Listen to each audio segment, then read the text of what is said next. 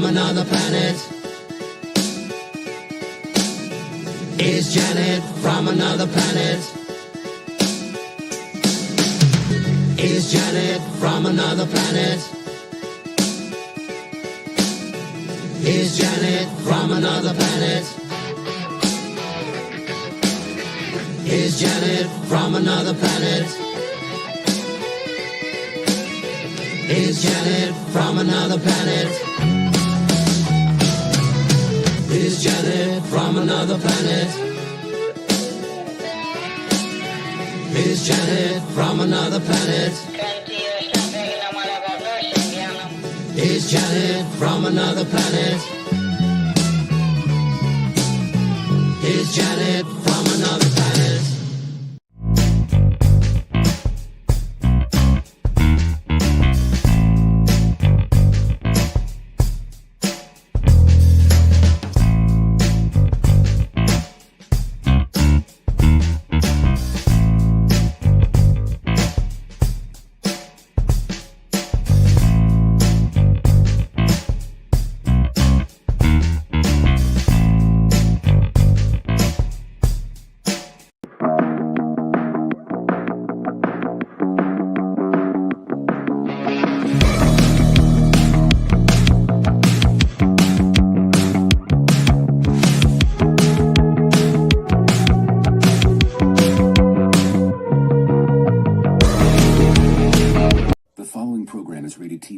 LSV. It contains strong language, sexual situations, and violence. It is intended only for mature audiences.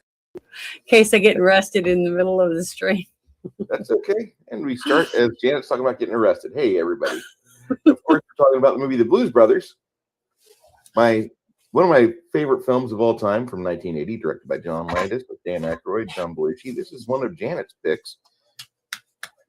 Janet, how are you? I'm good. I'm ready to beat somebody's ass. No, you look like Kathleen Freeman, but you're ready to beat somebody's ass. I made my own, I got my own habit I made. And I'm ready. Talk about a great movie that I loved. I even got up and danced. I was dancing and stuff in my living room. It was fun. It was a lot of fun. But yeah, I'm ready to whip some butt like this. All right. Here we go. There we go. There we go, guys. I know what my, you gotta do fair. It's not fair to have me on screen by myself. Oh, I'm over here. I know, but you're little. This is the newscast. Big. This is what the people want. And I'm wearing a cross, people, so don't be naughty.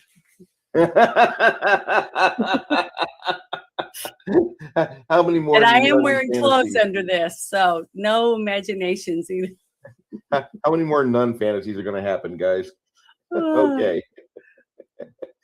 But I did make this. I sewed it, and I made the little thing to tie behind my head and everything, and then I sewed this thing to go on my robe. So it was fun. I haven't used my sewing machine in a while, so it was a lot of fun. Hi, Hungar. Hi, Papa Cotton. Hi, Flady. I'm trying to read it because I don't have my phone. I can't type right now. The Crafting Gamer and 6 Nations, 31 Kings. Hello. The Multi-Gun Man. Hey, Multi-Gun Man. Thank you for joining us tonight. I told you I'd dress up as a nun, and I'm sweating my ass off for you. I'm telling you, that little fan that I showed you, that fan, I put it under here. You can't even hear it. I can put it under my robes and let it blow. Wow. But did any of you guys watch this movie before we're going to talk about it? Because I loved it. I was up dancing and laughing. I forgot how much fun this movie was. Man, it had the most car wrecks of any movie I remember seeing. Well, police cars. It was great. I loved it. This did set the record back in 1980. Man, it was. I was just, and you could tell that the cars were real metal cars. They weren't these fiberglass ones. When ladies ram each other, bumpers were flying off, and it was pieces and parts. But you could tell when it dented in, it was real metal. It wasn't this fiberglass stuff that you see today. So it was pretty cool.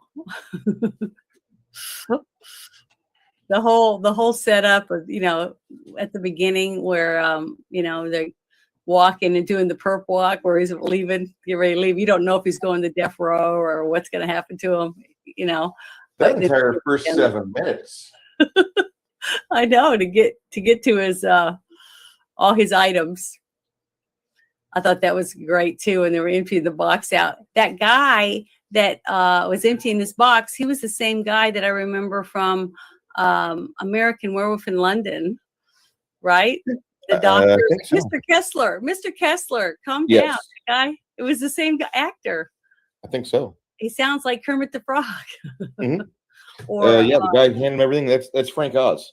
Yeah, Frank Oz. That's who it was. But I was like, I know this guy. Who is he? Who is he? I remember from American Werewolf in London because it wasn't that long ago I watched that one. So.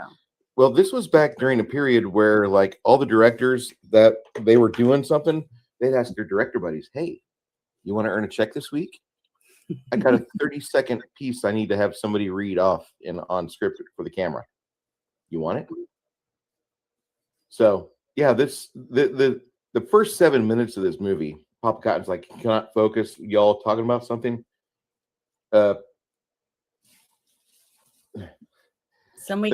Yes. There is the first 7 minutes of this movie, you don't even see John Belushi's face. The overview flight over Joliet, if you didn't know it was Joliet, you'd think it'd be somewhere in Texas because it's all refineries. Well, I was thinking it was Alcatraz. No. Especially when they were looking up and you could see the graded walkway they were walking on in front of all the things, and it was open on the other side. Because I've been to Alcatraz on a tour. One year I went on my birthday. It was really cool. Now, the budget reported for this movie for Six Nation 31 Kings says budgets and Coke flowing like wine. There was a $30 million budget for this movie. I believe that's the final budget. It was supposed to be a bit lower, but John Landis added cocaine into the budget to help with the ministry. No way. Yeah. Real cocaine? Real cocaine. How can you do that? Isn't that illegal? You have John Belushi and Carrie Fisher in a movie. You need cocaine. That's your imagination. I didn't see any trivia like that. It's on the actual IMDb page in the trivia. Oh, I didn't read that. That's the one page I didn't read. I read 3 or 4 other ones. What was the one that was like a famous magazine from back then? It was a rock magazine or something, a rock and roll magazine. It was real famous. Rolling Stone. I was reading some stuff from that, and I printed out one article about this movie. So, well, this film had a lot of incidents. There was a lot of cocaine use on this movie, and then there was also some days that happened where they did not film because where'd John Belushi go? And they would be filming, and one of the trivia pieces at night, Dan Aykroyd is getting ready to start the filming to help out because he wrote the script initially. And where's John? John's wandered off, and they're in a neighborhood, and there's only one house with the lights on. So Dan Aykroyd goes up to the house, and the homeowner answers. He says, "I think you're here for John Belushi." And Dan Aykroyd's like, "Why, yes, I am." And he's like, he knocked on the door, asked to come in, asked to be given a drink and a sandwich. And there he is on the couch sleeping. Well, Chevy Chase did the same thing, right? He would just crash people's homes and things like that. I heard stories about Chevy Chase just showing up, saying, "Here, I heard you're having a party," and he'd just go in and just start having a good time with everybody, like it was no big deal. So I wouldn't doubt that. They were just different type of people. A few of them, and the original, not primetime players from Saturday Night Live. From what I read about a few of them, They were just laid back and very. Even an interview I saw with Jim Belushi talk about his brother being very just friendly and liked to party and loved living. Enjoyed that a lot. Mm-hmm. He the first 6 minutes of the movie or 7 minutes, you don't even see John Belushi's face because they don't have his hat or glasses on. Mm-hmm. Frank Oz illustrates everything he gets, including their use prophylactic. Yeah, he's like one unused condom, and then he puts it down. Then he picks up the other one with the pencil. It's all stiff and bent, you know. And he says one used. So that was funny, but it was just really funny, the whole thing. The entire thing from the whole way that they did that. I don't know how many times. I would like to know though, how many times they had to walk from the cell, you know, and go through the little motions to get him down there to get his stuff before everybody was cracking up laughing. I bet it was a lot of times. I think one of the cell guards that's trying to wake up Belushi at the start of the film, while he's in bed, I believe that guy's Jerry Orbach. Mm-hmm. Before he was famous, that the was cop? Jerry Orbach. Jerry Orbach on what was that, CSI or in it, some cop show. Mm-hmm. He was a famous actor later on. I didn't really look at the two cops. I wish I would have paid a little more attention to the two, but it was just, the whole thing was just I was just absorbing it because it was like trying to remember how it started, because it'd been a long time since I've watched this. And but as it started going, I was like, oh, I remember this. Oh, I remember that, you know, as it went along. And it was like, oh, you know, I'm going to have to sit and watch this again, probably tomorrow, and just enjoy it, because I want to get up and dance to all the songs. God, I forgot how good the music was in this. Even the part where they're in the car and they're going through the mall and stuff. Yeah, you can't help it. I was like, I got to buy this album again. I used to have this. I don't know what happened to it, but oh man, I just loved even the Rawhide song. I loved all of it. It was so Stand by good. your man. Yeah, that too. I mean, all of it was just, it was just good. I mean, how many movies you get to watch, especially a musical, where the songs are actually sung, and music's actually played by the people in the movie, you know what I mean?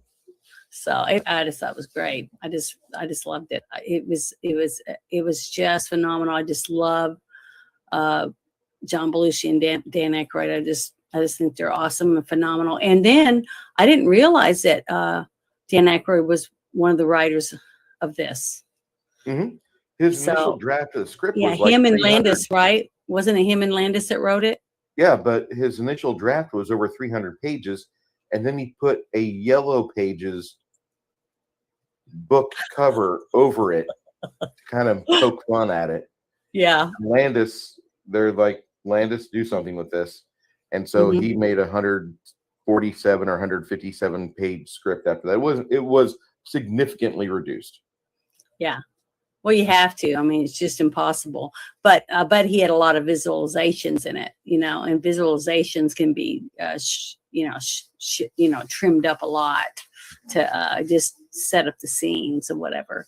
But yeah, it was a lot. Hungar says, I sing "Stand by Your Man" at karaoke because of this movie. Hungar the Strawberrian says that.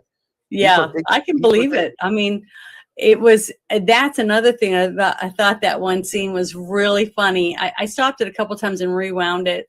I can't remember what the actor's name played the owner of the bar, but him and his wife, they looked really familiar to me from other movies. Napier. His last name is Napier. His last name is Napier, I think. Was he in Dukes of Hazzard or something? I want to say he was. One of those types of shows. Mm-hmm. I didn't have time to research all that with all the other things I was telling you about going on. But that whole thing about the country western bar, I have been in so many dives like that in my life. Traveling back and forth between Louisiana and Arkansas and Oklahoma. So that's pretty much all you see. I've never really gone to a bar anywhere in Illinois, so I didn't realize that Illinois had so many, country looking. Around Illinois, if you're not in the downtown of a city, you're going to find honky tonks. Like 10-minute. Honky tonk. That's what my mom used to call them. Okay. Yeah, that's what they are. I mean, that's the only way you can describe it. It's a complete, just country western centric bar, Mm-hmm. and it's a lot of fun. They're a lot of fun to go to, but if their crowd gets wild and they already have the chicken wire hung up, just expect maybe some new cuts and scrapes by the end of the night. I'm just going to say that. But yeah, that movie, this movie gets going pretty good after the first 7 minutes. It's like, what the hell's going on? Hungar just completely. Thank you, sir. Thank you, Hungar. I echo your sentiment. What did he say? Do you have your comments tab open, or are you in private chat? Yeah, I have it, but he says, Janet, you just reaffirmed my nun fetish. Oh, I didn't see that one. I don't know where that's at. At 1946. What's 1946? It's a 746 for non. Oh, okay. I'm sorry, I'm not military, remember? Sorry. Okay, Janet, it was the 80s. Come on. Okay. Well, hey, I'm watching Yellowstone, and there's lots of country western bars in there, and it didn't look like the dive bars that I remembered getting to go to with in these hillbilly areas. So it looked like a hillbilly bar in Illinois. So that's why it threw me off. I wasn't really, I don't know why I didn't remember that, but I just guess I paid too much attention to the band, like when they went in there and they said chicken wire. I just thought that was funny. And I was like, well, because I guess I've never really been in one where they were that rowdy and throw bottles and stuff, but I guess they would in some of these places like that. The one place that I went into a bar, I wasn't old enough. I snuck in with some of my friends, and one of them was Charlotte, and she was a dwarf. She was one of my best friends, and her feet she could wear my pants, but we'd have to cut them off at my knee, and hem them for her. That's how short and little she was, but she was beautiful. She had beautiful long blonde hair, and she talked me into sneaking into this one little Oklahoma bar. So we went in, and we were in there, and we were sitting at one of the tables, and I was drinking a beer, and I didn't even like beer, but I felt, wow, this is cool. And Charlotte had left to go to the ladies' room, and this woman came up to me, and I looked up at her, and she said, "Where's that bitch?" or whatever. And I went, "Huh?" And I looked down, and she had a gun in her hand. And I was like, "Oh my God, this lady's going to kill us." That's what I was thinking. And I'm not even old enough to be in here. I was thinking I was going to die any minute. But that's when some guy came up and grabbed her arm, and he took her off. And I ran to the bathroom and told Charlotte, "We got to get out of here. This woman's going to kill you." And then we were running out the back door to the parking lot, and we were running, and she was in front of me, and we were running in between the vehicles, and then we heard I heard the gun shot go off, and right at that moment she hit her forehead on the mirror of a pickup truck and fell back. And I went down to get her, and I heard the air or whatever, I could hear it go over my head. So because she banged her forehead, she kept probably still alive because of her. At a bar when I was 16. I wasn't even old enough to go to a bar. So that was a bar that looked like one of them bars, that bar they were in. So that's why I was like, wow, I didn't really know that they had bars like that in Illinois. I thought Illinois was like for hipster, people from the city. You know what I mean? Ooh. So, I guess I had Illinois totally pegged wrong, from the bar styles or whatever. Discos. The cities are shit, but it's not a slight against the people of Illinois that live outside of the cities. And even my friends in the cities of Peoria, Pekin's a giant trailer court that's like a 25,000 person trailer court. And they used to have a sign that says no colors on a bridge. So, like, don't let the sun set on your ass. Inward drop. I mean, that was peak in Illinois. Then the Route 9 bridge. This is a interesting film because you have all these things around the movie, and the first thing they do is they have the scene where he does a Laurel and Hardy bit where on the day where I'm released from prison, my own brother picks me up in a police car. Yep. Yeah, he wasn't happy. In the part where he's sitting, the angle of the camera was really good because it almost like you were in there during the conversation with them. And I just loved it. I was just absorbing in just getting to see them two together. You could tell they were real friends in real life, and they just exude friendship, Mm-hmm. The thing is, when he pushed the lighter in and he's got a cigarette, I can remember my mom doing this for miles and miles, using the actual lighter, and then they don't even put them in cars anymore, do they? No, you don't have those. You have to order. I don't remember driving one that has an ashtray and stuff in it, but I think you can get a USB connection cigarette lighter now. Well, yeah, mine has a little hole in it, but it pops open. It says AC on it, so you can plug stuff in. But there's no ashtray or anything. But he pushes that in, and then he pulls it out, and you see him put it on a cigarette, and then he takes it, and he just chucks it out the window. Right out the window. I just thought that was funny right off the bat. So it was really good because you could tell he was not happy with his brother for picking him up in a police car. And he started asking questions about the car, where he got it, and he starts talking about it. And it was I just thought it was funny. It was a really funny conversation for someone who just got out of prison. I thought it was funny. To get to see two people that I just thought was so talented. From Ghostbusters, basically, is what I really remembered them from. But I love this because of the music in it. And I wanted to watch a musical really bad. But this isn't really a typical musical. This is an actual musical that men would say, I saw the Blues Brothers, and be a guy and still be manly and wanted to watch a kick-ass musical. How many people could say that? I mean, have they ever made another musical that was this kick-ass, that guys would enjoy? So Repo,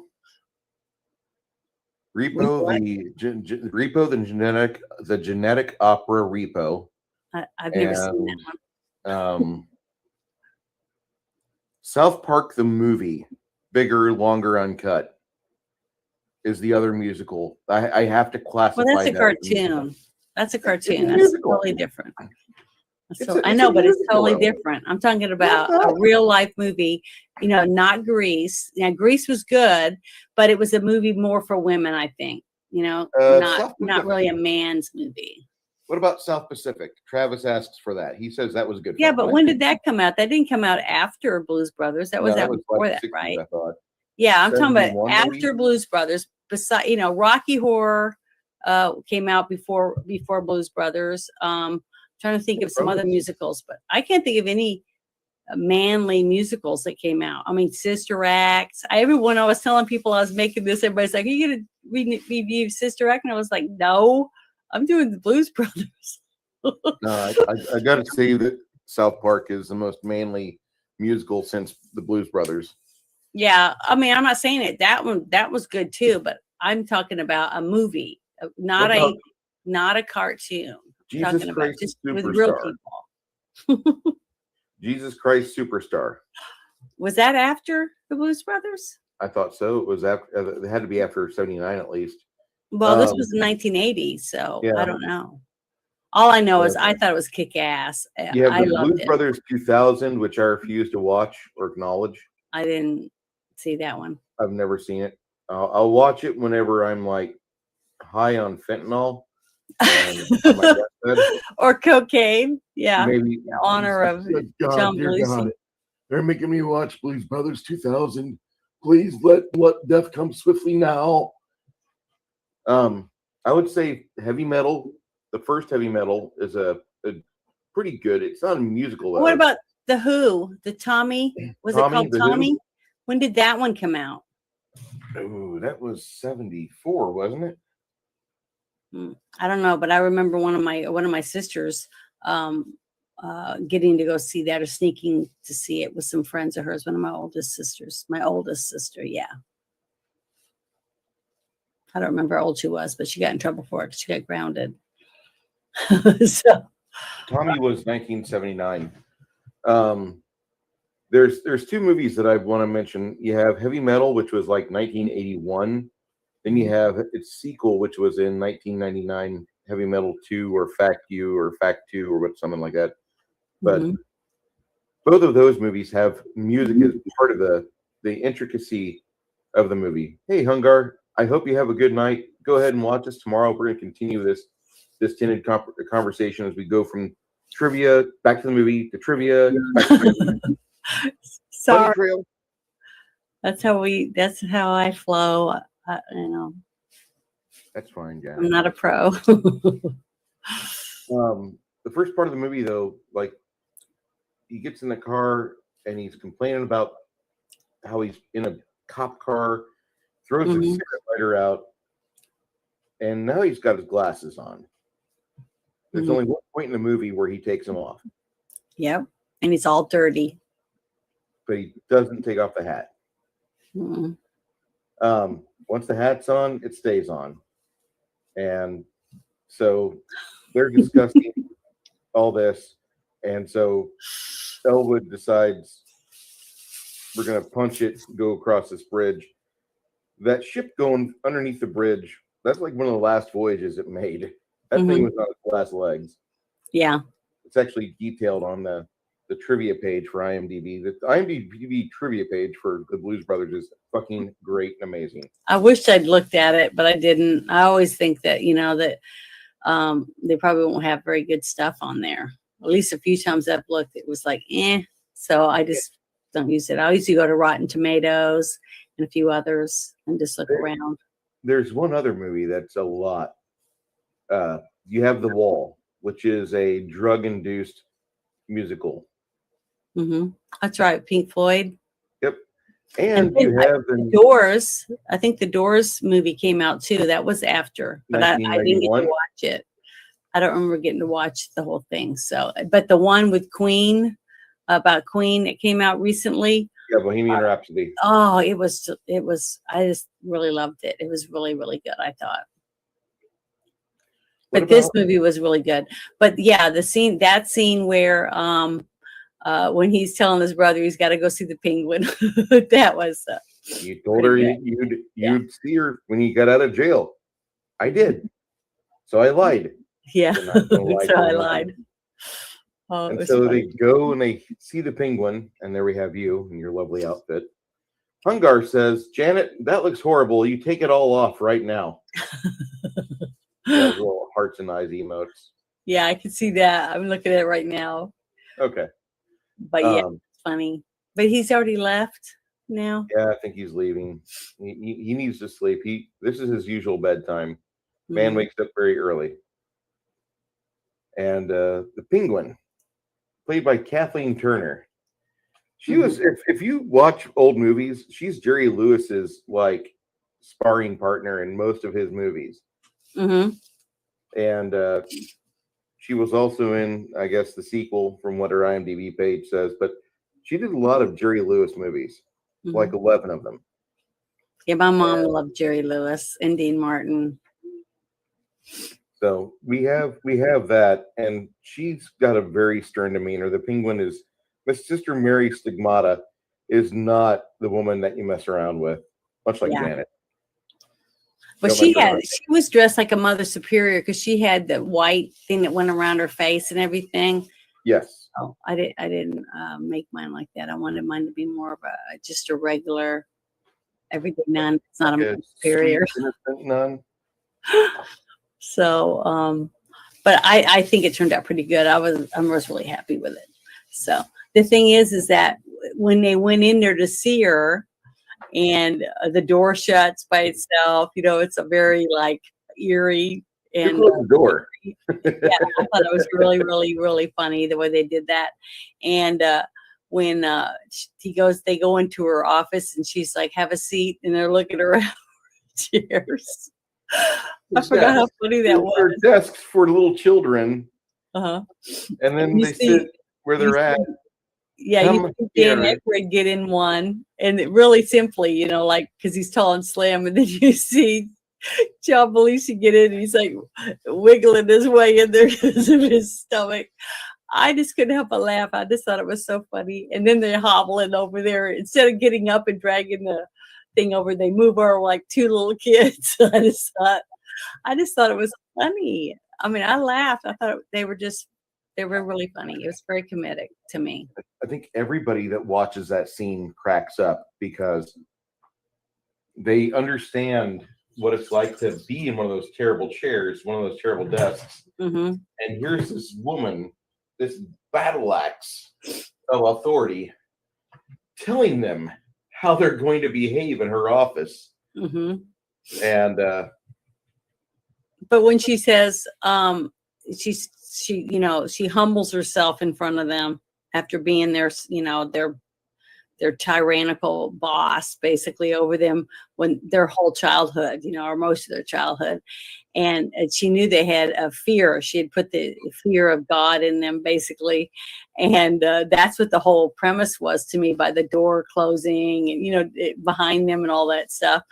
It was like she was powerful, she had the power of God behind her or whatever. and fear, she had the power of brutality, you know what I'm saying? So that whole scene to me was just hilarious. And when she's telling them, humbling herself and saying, if we don't pay $5,000 in back taxes, they're going to close us down. We're done for. So, and then they said, well, we can go and get you some. I don't want your filthy drug money, criminal money or whatever. $5,000 is all I need.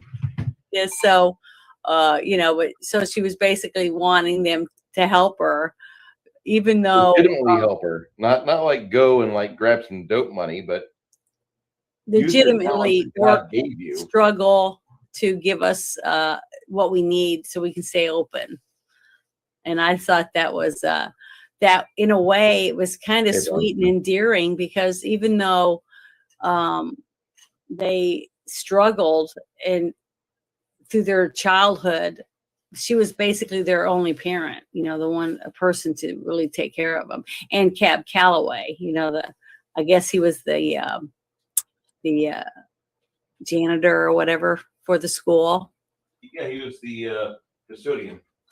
Yeah, custodian. And so those were their parents, basically the man and the woman that raised them to be what they were when they grew up. So I just thought that was, that whole scene with her when she ends up beating the crap out of him, breaking the yardstick off over, his head, Elwood's head, and they end up leaving. And that's when we're on a mission from God. Yeah. The whole thing was set up that way. It was just so funny, especially since this whole comedy routine was written as a sketch from Saturday Night Live. And because of who the Blues Brothers were, it became an iconic episode on the show back when the show was good, because I've watched a few episodes here and there through the years, and it just went downhill. It just is not.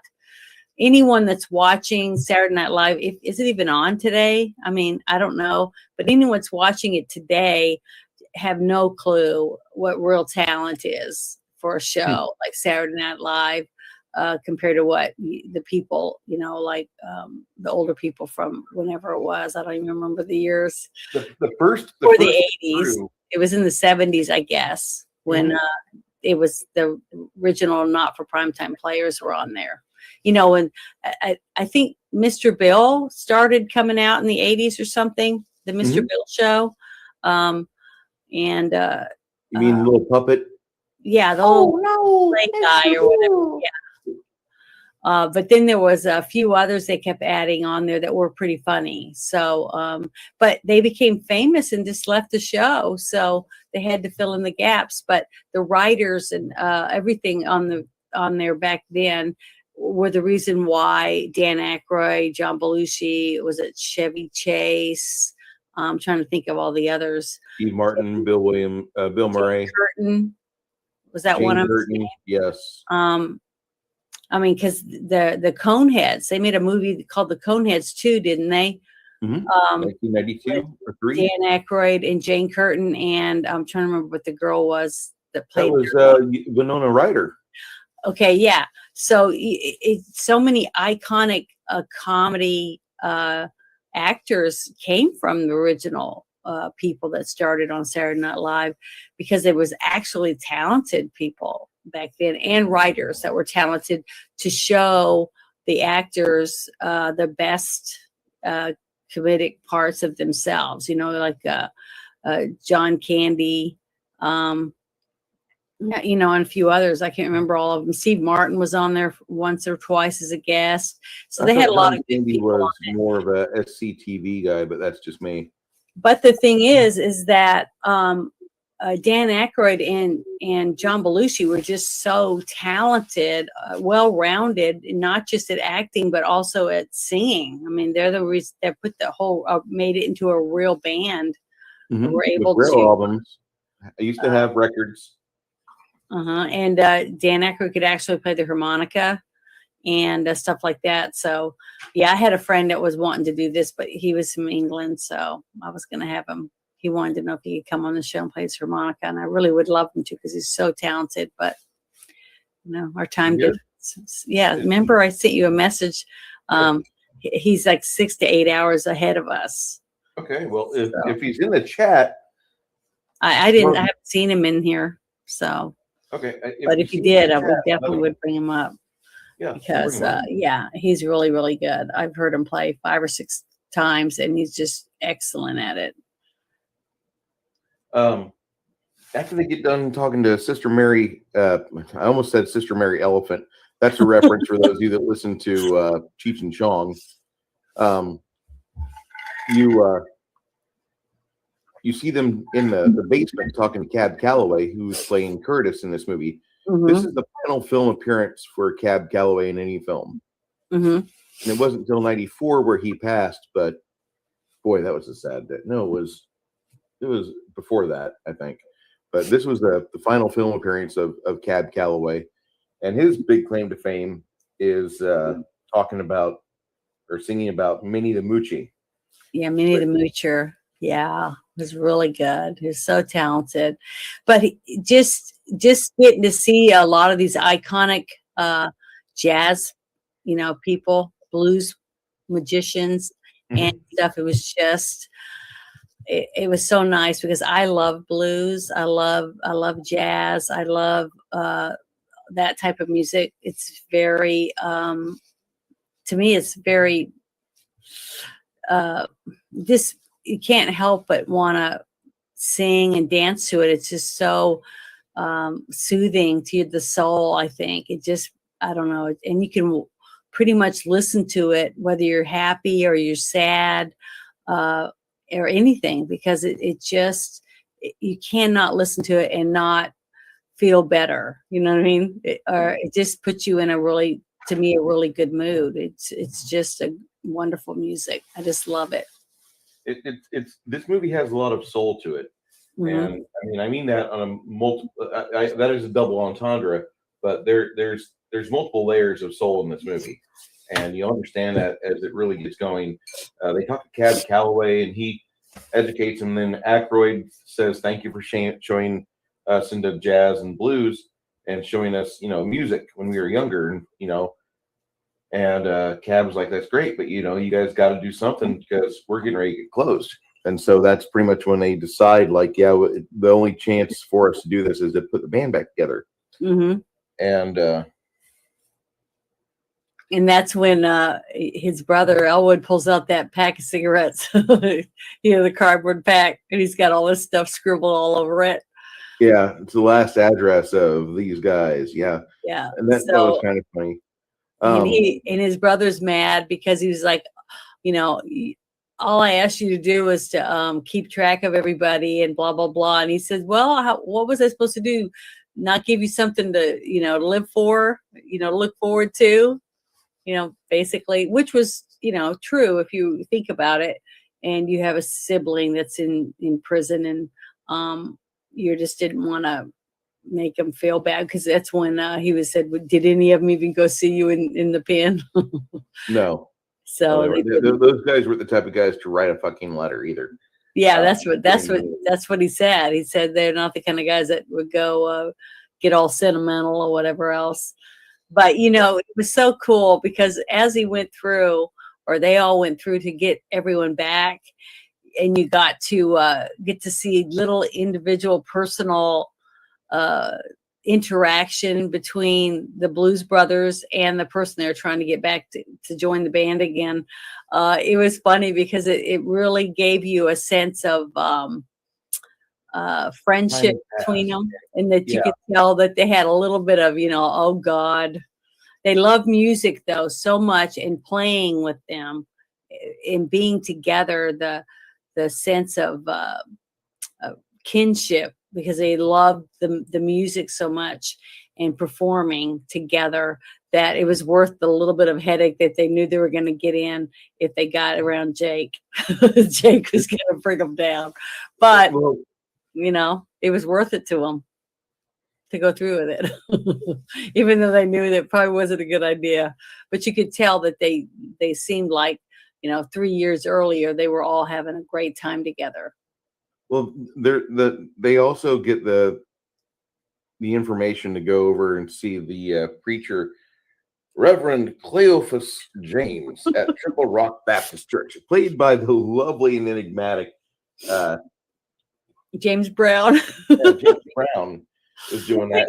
All I could think of was a great job at looking like a Baptist preacher up there with the robes on, and the way the camera angle, looking down at all the parishioners, all sitting and fanning themselves, and it was in the bright colors. Everyone was wearing such bright colors and stuff. Yes.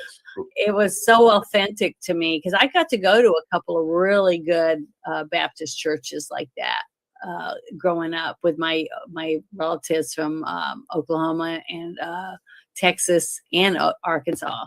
So I was lucky to get to actually see that, because that actual type of churches is what inspired Elvis Presley. It made him love rock and roll, want to sing and perform and learn how to play the guitar and all that stuff. So I think a lot of people, I think Johnny Cash and a few others were even all inspired by that type of music. I would not doubt that. Go back. And the way that Ozzy Osbourne sings like a gospel singer. Mm-hmm. All of his inflections, everything, he comes off like he's like screaming, Amazing Grace or something. I know that you can make fun of me for that, but he sounds very gospelish. Uh-huh. I think so. I think you can definitely tell, even though some of his music is very, people say, oh, it's satanic or whatever, but he's very gifted. He's just amazing, amazingly talented when it comes to his music and stuff. And it's a lot of people just don't, they still don't sit back and actually listen to the person and watch them perform.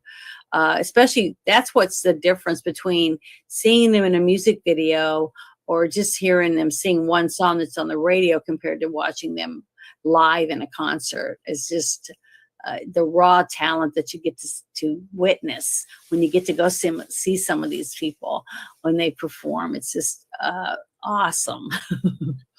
And don't forget that during this scene with James Brown, they had put a call out for the actors in the community, like, come and be with us. We're going to have a set. Please come if you have a background in gymnastics. Mm-hmm.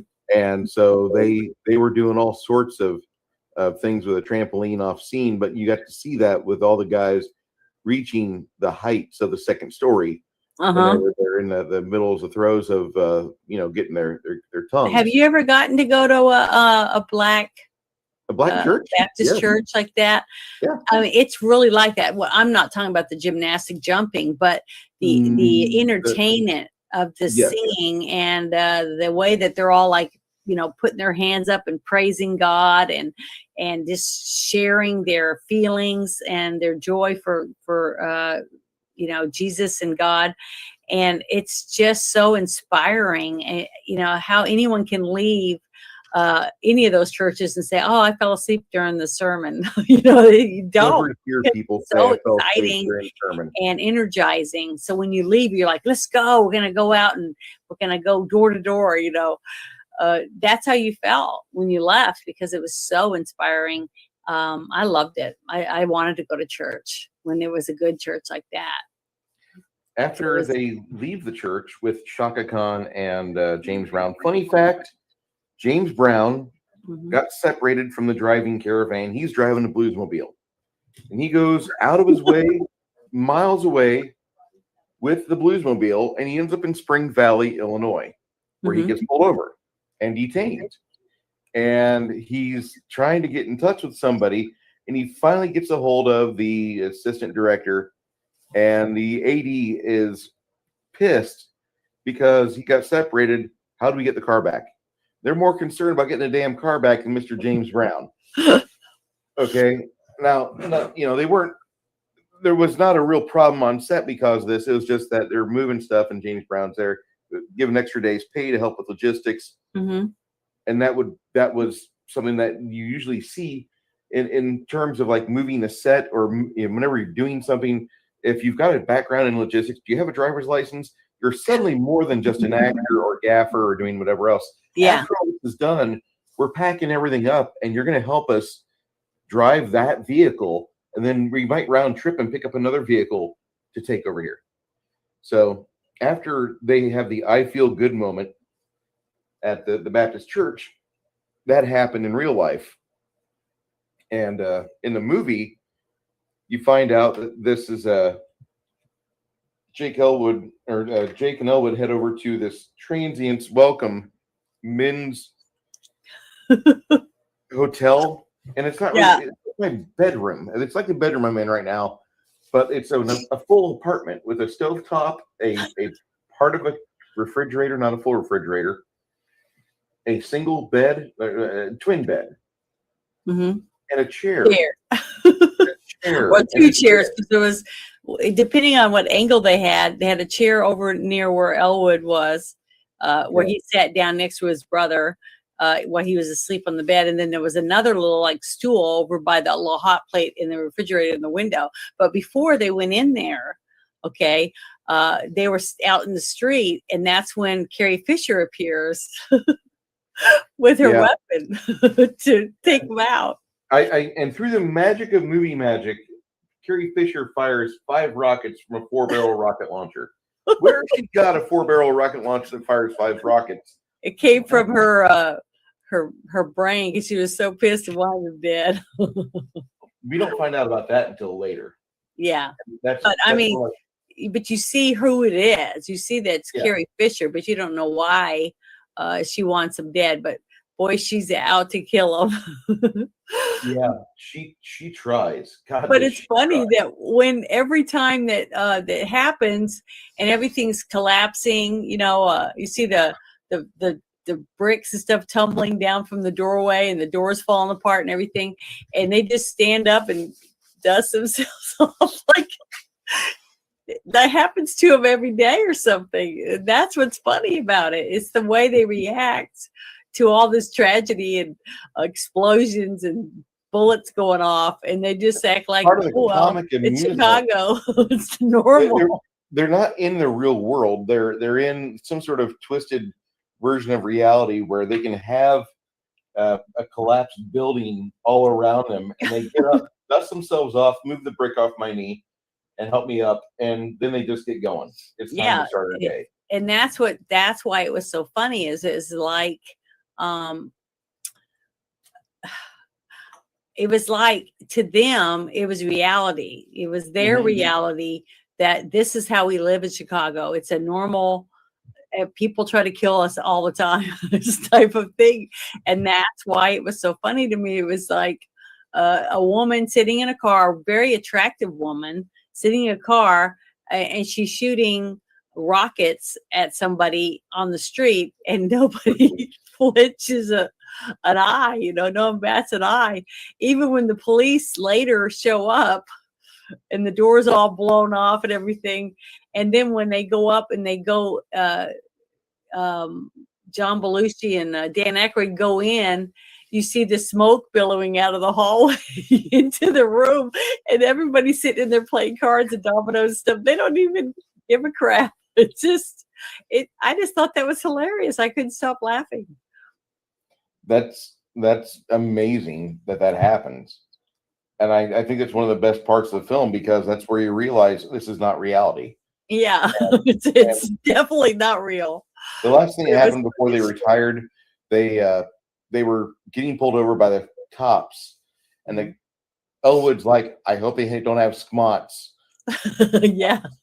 And SCMOTs is this little laptop that they have in the cop car, state, county, municipal, something, and it pretty much says you have 36 moving violations on a suspended license, 117 moving violations, and you're driving on a suspended license, impound a vehicle, arrest now. And so yes. They floor it, and they drive through the Dixieland Mall. Kronos, I went to school to be a cop. Because I'm white, I'm not a cop. There were too many white people hired that year, had to be put on hold. Were you raised in Illinois? Sadly, about middle of the state, nowhere near Chicago, 3 to 4 hours away, between Decatur and Springfield. So they drive through the Dixieland Mall, which is one of the weirdest chase scenes ever filmed, which is one of my favorites. But they had the Dixieland Mall available. In '78 it closed, and so they set up to do this chase in it, but they didn't really discuss what was going to happen and how it was going to be left after the chase was filmed. So they have that amazing chase sequence where you have John Landis, the director, at the very end of that chase. He's like, I broke my watch. There's like 3 instances in this movie where somebody says, I broke my watch, by the way. Yeah, but it's funny is that they're spinning around in the parking lot with the cops, like Keystone Cops, type of thing, because it's so stupid. Mr. Caprice classic.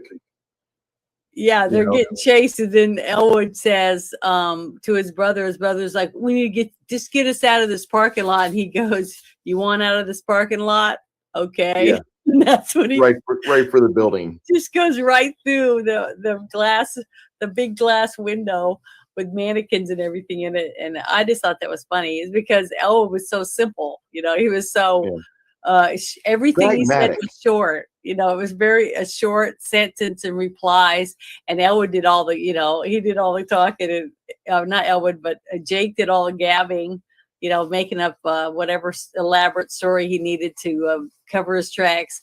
And Elwood just said, okay. It was like very pragmatic man, that Elwood. Which was adorable for their characters, which I really liked. But yeah, that mall scene was hilarious. And there was a lot of people in that mall. I mean, running and jumping out of the way. Well, keep in mind, the first time they filmed it at full speed, with the drivers going through there. The second time they choreographed with the stunt players on the ground, and that way it would look like the mall was alive when they put all the material together in a spliced footage.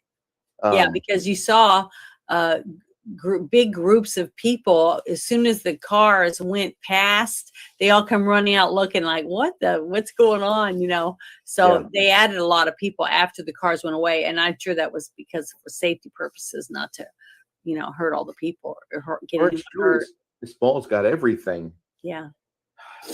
That was funny. The Orange Julius is actually a shout out in the movie, because the CEO of Orange Julius was like they gave him like $5,000. Oh, by the way, most of this movie was mafia assisted. Not gonna. I believe that. I believe that for sure. Well, I'm sure they helped with the cocaine at least. Yeah. And the alcohol. Yeah. Well, they drive through this mall at top speed, and you get to see all these really cool car shenanigans, and that's where you get to see the physics be put on display. This movie has fun physics. I don't really know if you think that is the first instance, or you were thinking it was the bridge. The bridge scene at the start of the film when the Blues Brothers magically coast across the drawbridge, which that could be considered their introduction to welcome to our world. This is how we deal with slow traffic here. Yeah, they just go around it. It was amazing because every time I've ever been to a big city, in New York or Chicago, when you drive through it and stuff like that, it's just so packed with traffic. It's, bumper to bumper traffic. So to see all these streets with hardly any vehicles on it, I thought was pretty amazing, except for police cars. I mean, whenever there was a chase scene or whatever, there was like more police cars than I've ever seen anywhere. There were just hundreds of police cars in this movie. Carrie Fisher nukes their hotel room, and then the following morning they get up and they're on their way out. And then John Candy, who's supposed to be their parole agent or probation agent, he's helping the cops that have sworn, I'm going to get that sucker. Oh, I thought he was a detective. No, he's not a detective. He's a parole officer. Okay. And the jacket he was wearing, oh my God, it was the worst, ugliest jacket. I just couldn't get past that. It was. I can't believe you're upset about the jacket. I love that I couldn't believe how bad that jacket was. It was so gaudy. How did we make any millennials? Because the 70s, the late 70s was like disco and really bad music up until Metallica came. No, wait, until Diamond Head came out. I got to say that you had a little bit of Sabbath, but how did they get interested in fucking? Because I look at people's outfits in the 70s, from the inflatable clothing to the bell bottoms and other gaudy stuff, that jacket that John Candy had on. And it looked like everything was made out of polyester, I don't think I saw one pair of blue jeans. Oh, yeah, I did.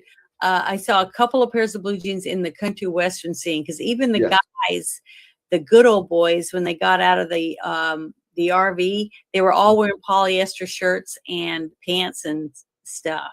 It looked like I never saw so much polyester. I couldn't, but it's funny because I remember seeing it when I was younger, and I don't remember noticing these things. All I was just enjoying the music and the iconic people that were in it and all that, but I don't remember I was just shocked. I was like, how are they standing being in that? It must be like, like stiffness, this really stiff outfits. Yeah. It just looked very uncomfortable to me. And the colors that they chose with John Candy, because, a big person shouldn't wear plaid and things like that, because it makes you look bigger, right? So it made John Candy look ginormous to me. I just didn't remember him being so ginormous. Yeah, I recently watched Planes, Trains, and Automobiles, and by the way, that's a sad movie. They whenever it's time for him to humble himself, and scotch and cocaine. Yes, the people that were fucking in the 70s were that. Did you read his chat? That cracked me up. I did not have any sex in the 70s. And they're trying to 80s was highly flammable. Yeah. Bone posted that. I'm sorry. I'm actually getting to see looking at some of the chat.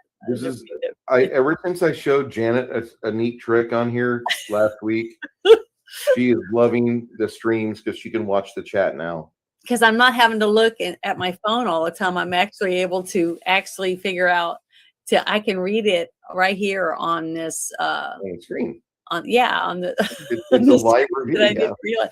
I knew there was a private chat, but I didn't realize I could read what you guys are writing. It's really nice. I really enjoyed it because Bruce has helped me out so much by teaching me a little bit about how to use this this app. So I'm thankful. But yeah, it's funny. You guys are funny. You guys are really, really talented. I love my people. This is my tribe. These guys are awesome. They are, and they're funny as heck. These guys are great. And it's nice. I mean, I read a lot of the chats before, but it was always on my tiny screen on my phone, and getting to see you guys do it on here has been really fun. Sweet. They crashed the Dixieland Mall, and then whenever the Dixieland Mall people came back after filming was done, they were like, "What the hell, John Landis?" Because like everything was left a wreck, and so they had to kind of rectify that. And I'm sure that did get rectified because there was already some external help going on in the creation of this film, and I don't want to talk too much about the stuff going on the side, but there is a lot of things that were going on in the creation of this film. Hey, you get back here. What is it? No, I just was like, no. We have you on the big screen for once because. Oh, I know. I had to blow my nose. I'm sorry. My allergies are really, really bad. It's okay. I just my people were like, make Janet big. We don't want to see you painting. You can be sorry, painting guys. I have it's spring and allergies are terrible. My eyes are watery, and my nose is running. So I know it's your deepest desire to move to San Antonio, but don't. I need to live in the desert. That's where I need to live. Worse. You need to live in Phoenix or Utah. He's doing cocaine. Yeah. Hey, I might be pretty happy if I did. Might dry my sinuses out a little. So they the next day after they get out of the bad building that's been blown apart by the mystery woman. Well, they fell through the bottom, didn't they? They collapsed the whole building because she had a big thing in her lap, and it had like dials and switches on it, like a remote control for a big truck, a monster truck. I thought she. Oh yeah, she does detonate the bomb first. Well, she did the thing when they were going in with the giant rockets, and she knew he wasn't dead apparently. So when they went there, and you see him standing outside the door, right, and you could see John Belushi laying in the little bed through the window, and then all of a sudden you see her fiddling in her car with this little thing with a big antenna on it. It looks like a radio control airplane. Yeah. Or a big giant monster truck. I've seen them where they've done those. It had a dual stick on it, Yeah. It was pretty big. And then next thing you know, it's this huge explosion. So and then you see the smoke clearing, and you see the bed going down right when the cops are walking in, because you see the cop, and then you see John Belushi like falling on top of with the bed, going down. So, and then a little bit later, you hear all the rustling of bricks, that sound.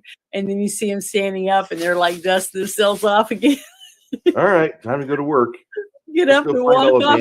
But they don't say anything about, hey, someone just tried to blow the shit out of us. No. They don't even mention it. It's like it's nothing.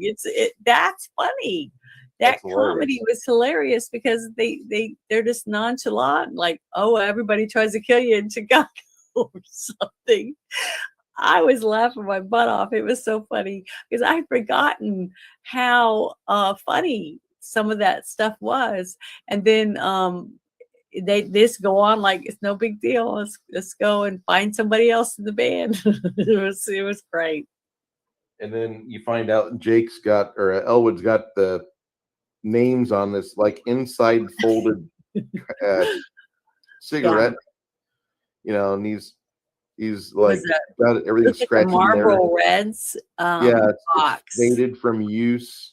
Yeah, looks like it's been in his pocket for the past 30 years, maybe 3 years. Yeah, it's all worn out. So and it tore on the lines so that he could open it up and use it as a notepad to write inside of it. And in a way, that's kind of smart, because if it was a napkin from a bar or whatever, it would start to, fade out and everything. But writing it on cardboard, I thought was pretty smart. It was a very smart thing to write on the inside of a pack of cigarettes. I thought it was interesting.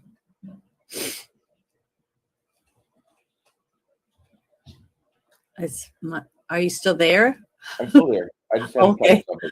I thought maybe your mic went out or something. No. But yeah, I just thought that was really good. And then they went on to the. Is that when they went to the restaurant? They first go to talk to Mrs. Garza at the old address. Oh, that's right. That's right. They The have old the dragnet scene, and Yeah. the entire time Jake is just like acting completely dragnet. Yeah, I thought that was funny because they just gotten blown up basically, and they looked super clean and tidy, and they seemed like their ties were straight and everything, and they're standing in the living room, and she's looking up at them because wanting to not knowing what he had done or whatever was, because she thought they were police officers or some type of FBI or something like that. The Men in Black, the original Men in Black, and I just thought they were adorable. I just love that. What a great costumes, to wear. If you had a tall friend and a short friend to go side by side to a costume party, what great costumes, And then the women could dress up as nuns or as Carrie Fisher's character. Oh my God. That would be such a great costume set. Everyone would know who you were.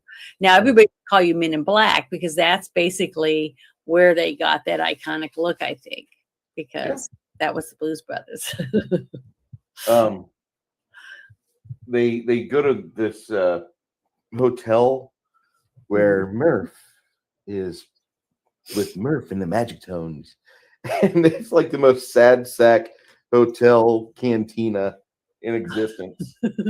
And Jake asked him after hearing everybody say, "Look at you, you're in the same shit you were wearing on the day you got busted."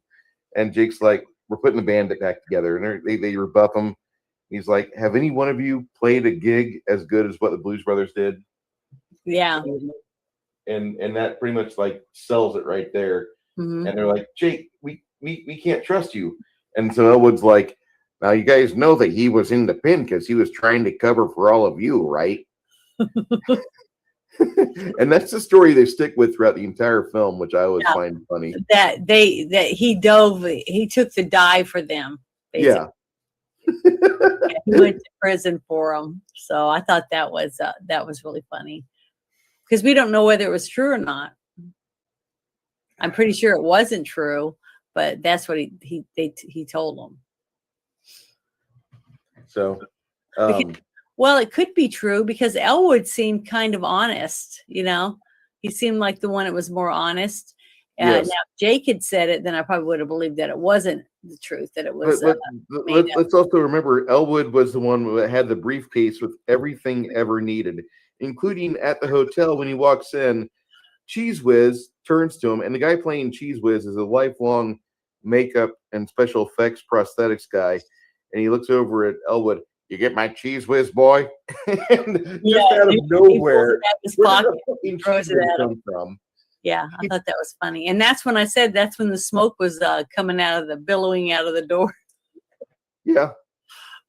From the explosion. I thought that was funny. That was a really funny scene that nobody reacted. Everybody just sitting there, the guy watching TV behind the glass is like, no big deal. Nobody cares. That's what was funny because the bullets are going off, all kinds of stuff's blowing up, and everybody just like, it's a big deal. I just thought that was so funny. They go see Mr. Wonderful after they recruit Merv and the Magic Tones. Mm-hmm. And he's a maitre d' at an expensive restaurant. And his second is Paul Rubens. Paul Rubens with a wine. Yeah, that was funny. I went, it's Pee Wee Herman. Yes. The wine guy is Pee Wee Herman. I just thought that was hilarious. And he looked so skinny. I mean, he looked. I didn't think he was that. When he was in high school in this movie or something like that. Yeah, I don't know, but I just remember him in his own movie when they did, what was it? Something Top. The Big Adventure? The Big Top. Yeah, Pee-wee's Big Top Adventure or something like that. Yeah. And he didn't, I didn't think he was that tiny. I mean, this guy was like a prince tiny, Yes. a little bitty guy. But I was like, it's Pee-wee. I just couldn't believe it when he was asking him what kind of wine he wanted or whatever. But the other guy, he looked really familiar. I'd seen him in other stuff. The maitre d' that played the maitre d'. Yes. But there was that one line that was funny. It was when they were eating and they were being pigs, and like as performing seal going grabbing the shrimp and stuff when his brother was throwing it at him. I just thought it was hilarious. And they lock arms. Cocktails. It was. There's a young girl at the next table over who laughing at them because she thought they were so funny. And then Jake leans in and says, "How much for the girls? For the little girls?" He goes, "How much for the girls? How much for the little one? I want to buy your women. Sell me your children." You say it to him. I just thought it was so funny because he was doing all of it to just get the guy to quit or to get him fired so that he would have to come and join the band. And he was thinking of everything he could that was just obnoxious enough to get him in trouble, which was, I thought it was funny. It's a brilliant tactic to get somebody to stop doing what they're doing and join your crusade, which is what it was. They go get Mr. Wonderful and sorry, my nose is just running so bad. They got a road through Jackson Park. It's blocked by an American Nazi Party demonstration on the bridge. Yeah, that was so funny. And the actor that played the lead Nazi guy, I was like watching. I was like, gosh, that guy looks familiar. Was he on Laugh-In? I think so. My mom loved Laugh-In, and he would wear that little German hat and he'd be hiding behind bushes and stuff. I don't remember what he did. I just remember bits and pieces here and there because my mom loved that show. And I think it was that actor that was in Laugh-In because that's what I remembered him from. And he was playing a Nazi. And I thought, oh, my God, they could not do this movie. They could not make this movie today. It was just too many, bad things were in it. That there's just no way they would let them get away with it with this script, with the exact same script. It would never make it. It's perfect. And it's fine with that. I mean, I love this. You have they get Steve Cropper, Donald Duck Dunn, Murphy Dune, Willie Too Big Hall, and Tom Malone to join him as Murphy the Magic Tones. Yeah. Then they grab I can't remember that guy's name, damn it. Guitar Murphy. And his wife is Aretha Franklin, or his girlfriend. Yes. That was an awesome scene. And I had to stand up and dance to that one because it was just a really iconic song. The music, you can't help but just, you just want to get up and dance to it. It was so good. And that whole thing with getting her in there to dance around and do that, and then have all the people from the diner, stand up and start dancing to the music, the women against the men type thing. I thought it was really good. And the young man that was in the kitchen behind him, his hair was really, really long, and he had it in a hairnet, and he talking about pulls out the saxophone, and he runs out there and he's playing the saxophone, walking back and forth on the bar. I don't know who he was, but he was so famous.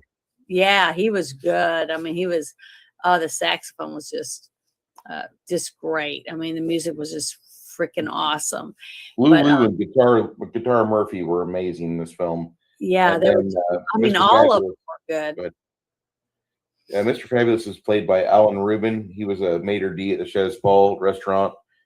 Alan Rubin is an amazing trumpet horn master. Yeah, it's amazing. Henry Gibson, he's the head Nazi. Henry Gibson, that's it. Was he on Laugh-In? I believe so. Oh, he was. I saw his face and his smile. I was like, oh my God, I forgot about him. Yeah, he's on Yeah, Laughing he from was so 68 to funny. 71. The voice for protagonist Wilbur in the 1973 animated film Charlotte's Web. Mm-hmm. He was Wilbur in Charlotte's Web. Just remember that. Okay, and the Nazi that was with him that was wearing the bad polyester suit. Yes. Because the other guy, what was his name again? From Laughing guy? Henry Gibson. Henry Gibson. He was wearing an actual Nazi uniform. It was horrible. I mean, it was just horrible. But just to see the way they interacted and the vehicles that they had them driving were like Pintos or something. The whole thing was so degrading. But it was, I mean, they deserve it. I mean, because they're Nazis. But what you hear so much today and all the rhetoric about you're a Nazi, you know, they've made it such a meaningless word now compared to what it meant when they made this movie. You know what I mean?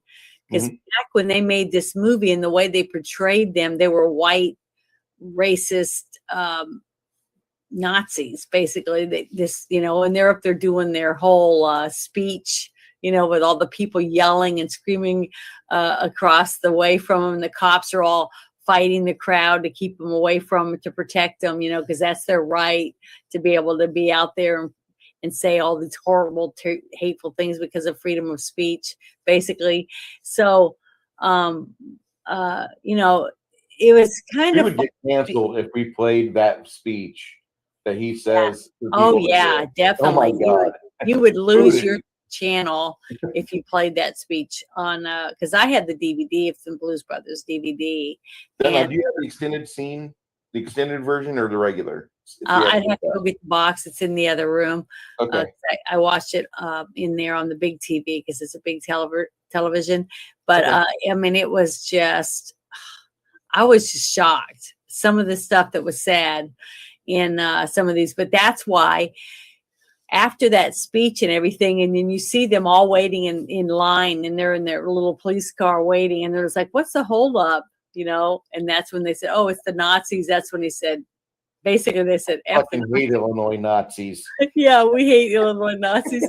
And then they just drive. They just drive to the bridge again. And they all leap off into the water. And then you see the crowd of people all like cheering, yay! They all running over to see the Nazis in the water swimming. And then the car goes over, and that's when the lead Nazi goes, get their license plate. I want them to die, or whatever it is. See, you can't even do that hardly anymore. You can't even any kind of. That's a threat. Oh my God, there's a threat. Yeah, somebody saying that, you know, go off yourself or whatever. I mean, all the language and everything, I loved it. I thought it was really good. It's like we have dropped so far from where we used to really have freedom of speech to where we have no speech. You know, basically, even though we supposedly still have freedom of speech, you don't. If you just listen to, I mean, what was his name? That stand-up comedian that was really, really obnoxious. George Carlin? No, he was young and he had dark hair and he was like a greaser. He dressed like a greaser. You're talking about Andrew Dice Clay. Yeah, Andrew Dice Clay. He would never be able to get a job today as a comedian. I mean, with some of the things that he would say. Huh? I don't know if you understand this or not. He can't get a job now. He has to go to Branson, Missouri and beg for people to come to see his sets. Because you just can't joke or tell it, you know. I was surprised when I got to hear some of the stuff that the what was it, the Blue Collar Comedy Tour, you know, some of the stuff they would say, or Ron White. I mean, I don't know how, you know, or that guy Tosh Pinoy guy. I love him. He's so funny, but I don't know how he gets away with some of the stuff he says. Well, the thing is, it has to be funny, and your tribe has to be able to laugh at it and say, well, this is comedy. And you don't worry even about Eddie Murphy. The stuff Like, that Eddie right Murphy now, used to say, you can't say it anymore. I mean, I don't know how any comedian makes a living anymore. They really you can't don't. really say anything. They really don't. The 2024 will be the voting year where the conservatives could run with, hey, we got the jokes. and this would be the truth. Yeah, it's just really sad. But I laughed and laughed because it was almost like culture shock to me, laughing at some of the comedy that was in this, because I'm like, you just can't, you just don't get to hear it. Were you looking around, kind of worried somebody be offended if you laughed? That's yeah, that's good comedy. When you know that I'm going to laugh at this, I better make sure nobody else finds this offensive. yeah, because if you tried to play that, I mean, I can't even think of. There's a few theaters now that are trying to make money by letting you bring your DVDs, and you get to sit in the theater and watch your DVD played for you in a theater, basically. And you can bring, invite people and stuff to watch it. And, I think it's great. But the thing is, I wonder if they would say, well, we're not allowed to play this movie for you because it's racist or whatever, Well, I mean, it's kind of funny. We have I got to talk topically for a second, guys. I know we all want to hear, we want to hear people talk about this movie, but you've got this lady, this schlub. This lady is such a fucking failure. Alyssa Heinerschneid, Bud Lights, Anheuser-Busch, Bud That's Light. not a woman. Marketing. That's not even a woman.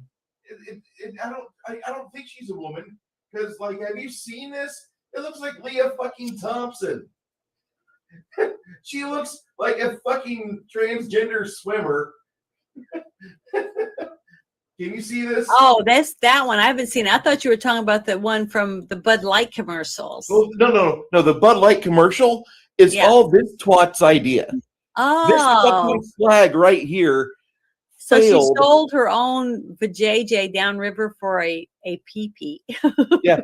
This lady wants to shove this Dylan on everybody as this is normal. We want to go for these people as our audience. And all over cat turd social media, kids, get rid of your social media accounts. Bruce is going to give you the hookup. Don't have social media. Just follow cat turd. Mm-hmm. If you follow cat turd, you got your fucking fingers on the pulse of the American MAGA movement. I guarantee fucking to you. Oh, tell you, yeah, it's bad. That whole thing. I posted a bunch of stuff on Twitter. I've got McDonald, the rapper, and then I've got Kid Rock, two of them going off about the Bud Light. Oh man, I'm telling you, that had to have hurt them in the pocketbook big time. Did you see their stock reports? There are some out there that are saying, "Oh, look, their stocks are up," and you clear the filter, then look at it again, and they dropped a whole 2%. Yeah, they should, and I hope they keep dropping. 2%. Just wait 5 or 6 weeks when the fucking cases are stacking up at your local convenience store, and they're giving it away to the homeless people. Giving it away. They can't even give it away to homeless shelter. You know what I mean? Yeah. That's going to be pretty bad. But the thing is, I don't understand. I mean, I'm not going to run out. Okay. And I'm a fanatic. I'm always working out. I mean, almost every other day I go to the gym and I wear sports bras and I wear leggings and, sweatshirts and all kinds of stuff like that. Because I'm an advocate for health. I mean, I think people should work out. And I'm not one of those ones that wear thongs and, have my makeup all perfect and my hair perfect to go to the gym. I go and I leave. When I come back home, I'm like, you don't want to see me. I'm just sweaty and dirty when looking. You go on your romantic cruise, I'm going to email somebody a video of you with that, trying to get your makeup on. And it's like hey, I can see some blackmail pictures if you want. You can see what I look like when I'm scrubbing my face and my little scrubby and stuff like that. But the thing is that why would I want to run out and buy a sports bra because a man is modeling it for me? Well, I mean, why do they think a woman like me is going to go buy a sports bra because that guy's wearing it? I mean, I just don't. That doesn't make any sense to me, and I'm a consumer, as a consumer and a woman, I'm not going to go buy a bra that a man is wearing. It just doesn't appeal to me to go make me want out and spend money on it. So, I don't know how I just think it's ridiculous. I think the whole thing is just it's like a skit from Saturday Night Live. It's what I'm. It's not real life. It's like No, doesn't make you're in any clown sense. world. That's just So- remember clown world. You know, we're talking about Saturday Night Live because of our actors, and this is a real life Saturday Night Live skit. But I don't get.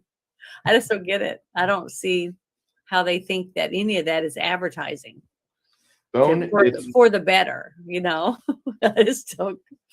It just goes right over my head. I don't get it. But you know, well, that's so they clown go world. pick up Blue Lou and Guitar Murph at the soul food restaurant. Aretha Franklin, in her film debut, sings a song "Think." Yes, One of awesome. the best girl power songs ever, by the way. If you've got a young daughter or niece that needs to get her head straight, you pop her down in front of this song here and let her hear that, you know, because a lot of young girls get their heads bent up over like some young boy, some stupid boy, and you let them listen to some music that's going to clear their head. This is one of those songs. And Murph ends up like thrown in the apron and like, I'm going to go on the road with my boys, with my bros. And they leave. Well, they end up. But I just thought it was cute when they showed through the doorway, and she goes into the kitchen, and he's cooking, you know, on the grill, and the other guy's washing dishes and stuff with his little hairnet on, and you see her say, "There's two white guys out here, two white honkies out there, honkies, and one of them wants a piece of bread."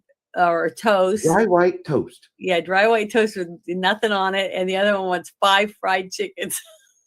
4. Oh, 4 fried chickens.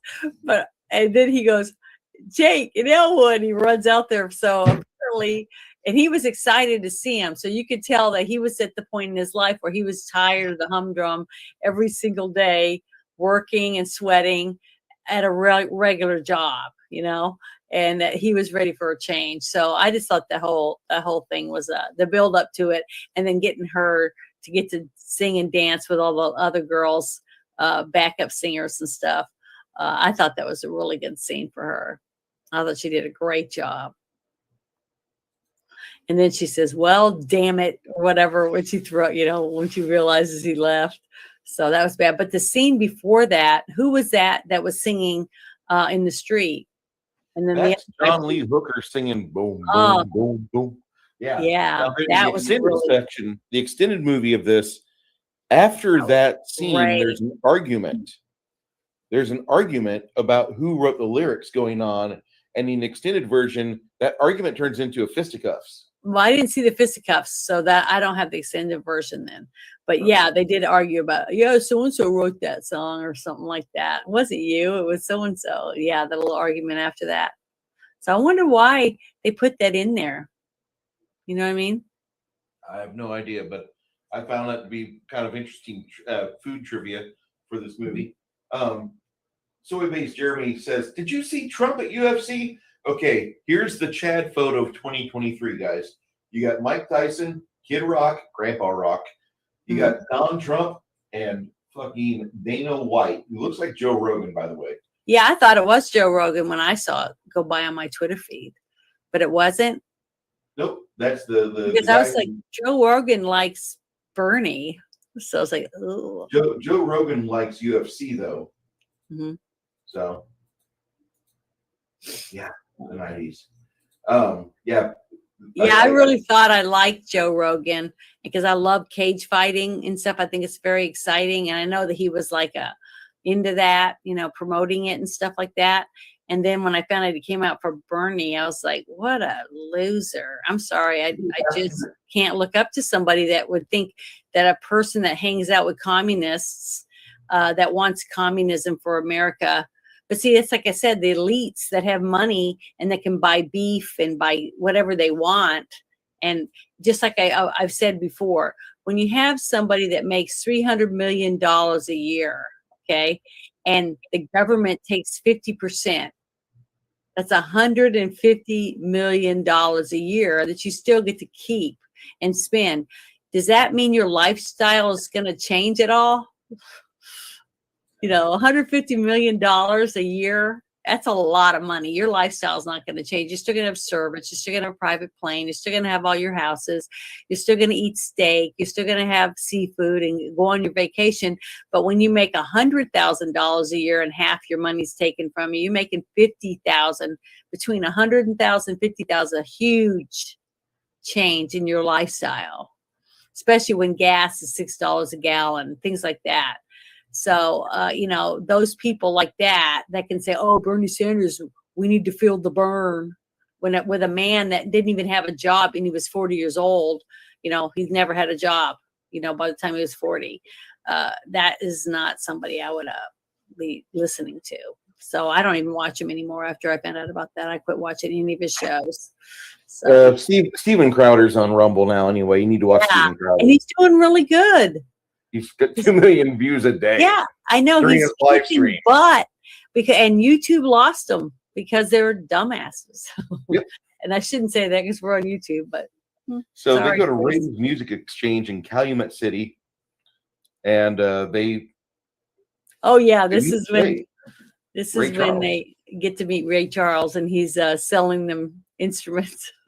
Yeah, and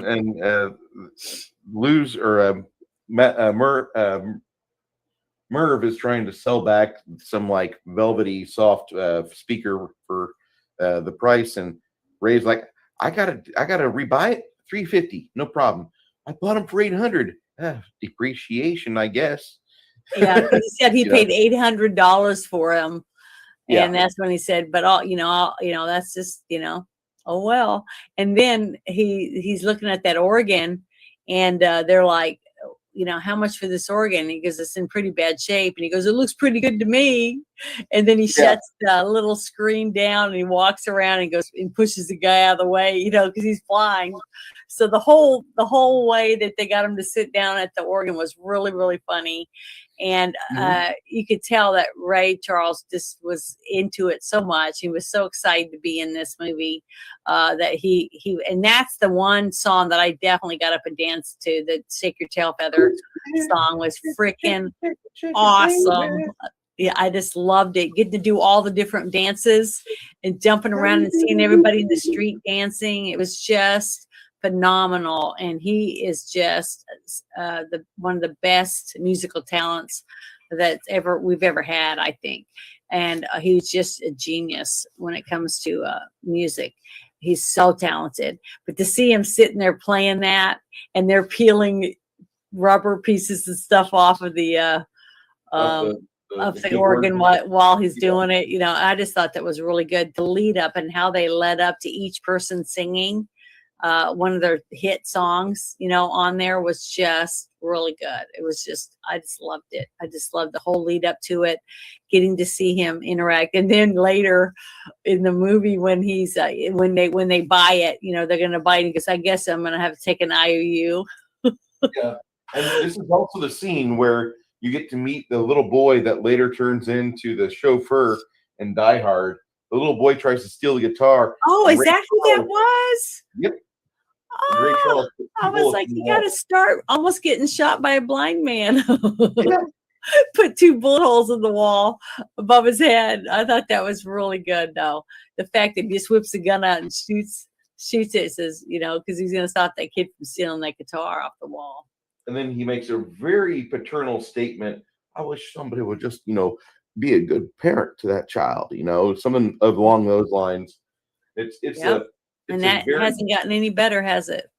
Chicago has stayed the same, if not deteriorated. I'm just going to say that as a member of a former member of the Illinois mental asylums. Yes, that state hasn't changed. Die Hard, Kronos. You remember the little black chauffeur man? Yeah, the one who's on the phone talking the whole time while the stuff's going on upstairs. Everything's going on, and he's on the phone macking out on girls while he's in the limo. Yeah, well, that same young man, he gets shot at by Ray Charles and the Blues Brothers. No, I didn't realize that was him, but that's awesome. It's all right. That's locked in my head for all time. But it was so That's really cool amazing. was I had so many flashbacks watching the street scenes, like when they were doing the blues singing in the street, and then all the kids running around, and they had the little markets going on, because that was just like downtown New Orleans to me. Down all in the quarter, it's like streets look just like that to me. The buildings, the balconies, people looking out the window. I mean, that's what I kept having flashbacks from. See, when I watch this movie, I have flashbacks, but it's because I've seen this film like over 100 times. Yeah. And so like I'll remember something that one of my buddies said during the movie that we're watching it, and I could probably write the script of the film down for you. But this is a amazing film, and they get the musical instrument from Ray, and then after that, it's time for Jake to book a gig. And here's that damn mystery woman. She nukes the phone booth. Yeah. How much money you got? And it's like, I got a quarter. That's enough. Come on. And they get in the enough for a phone call. They both get in there, and he's like, "What are you doing?" Making a phone call. Yeah, but he was like, "Why are you doing it? Why are you in here? I can make a phone call by myself." Yeah. Because he knew he wasn't really going to call anyone, because he had no one to call. Basically, because he knew that guy probably wouldn't listen to him. But he did call him, because they ended up going to see him later in the sauna. The bathhouse, yes. Yeah, the bathhouse. Chicago is known for its bathhouses. Who was that guy too? The guy with the cigar in the sweat box. I'll remember that here in a minute. Because my mom liked him too. I cannot remember him, but I remember so many faces because my mom loved that guy. And he was married to some famous singer, I think, a woman singer in real life, wasn't he? I can't remember what her name was though. So they miraculously are unhurt from the exploding phone booth. Yeah, but that was funny, is because you see her earlier flipping through some pages on a big thick manual, and it says something flamethrower on it, and she's painting her nails, doing her nails while she's flipping, and she's really lightly moving the pages around so she doesn't get her nail polish messed up while she's reading a manual on how to use a flamethrower. So you don't know what she's going to do with it. But then later, when you see the giant propane container next to the phone booth, and then you see her drive up in that car and get out with her little pigtails and stuff with this huge flamethrower to blast the shit out of I was laughing my butt off. I'm sorry, but that scene was really funny. And then that giant, huge amount of flames shoot out, and you see the heat rising in front of her. I don't know how they did that, because it really looked like it was really her holding that flamethrower. Didn't it to you? She's a very small woman, but that was like a 25-pound rig she had on. Before I go on this, we have a very nice celebrity. Two of them, actually. George Lucas was in here earlier. And then now we have Jedi Bill, one of the greatest karaoke artists. Jedi. Yeah, I went to his, wasn't he the one that does karaoke on Saturday night? Absolutely. Yeah, I went and went to one of his karaoke things. It's late at night though. It was just really hard for me to stay up that late.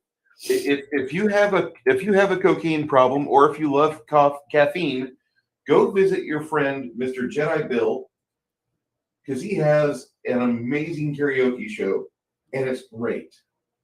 It's amazing.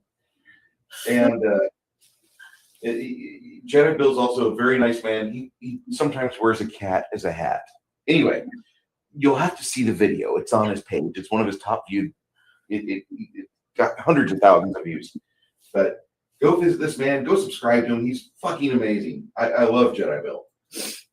I got invited to go to Jedi Bill's karaoke stream by Boosh McFadden, and he had asked me to go. So I went, and I had a really good time. It was a lot of fun. It was very laid back. Everybody was so nice, and I felt so welcomed. It was a lot of fun. So I recommend going. And two of my friends from Twitter signed up and came and joined and was in the chat that night when I told them I'm going to go there and I'm going to try to sing a song, even though I suck.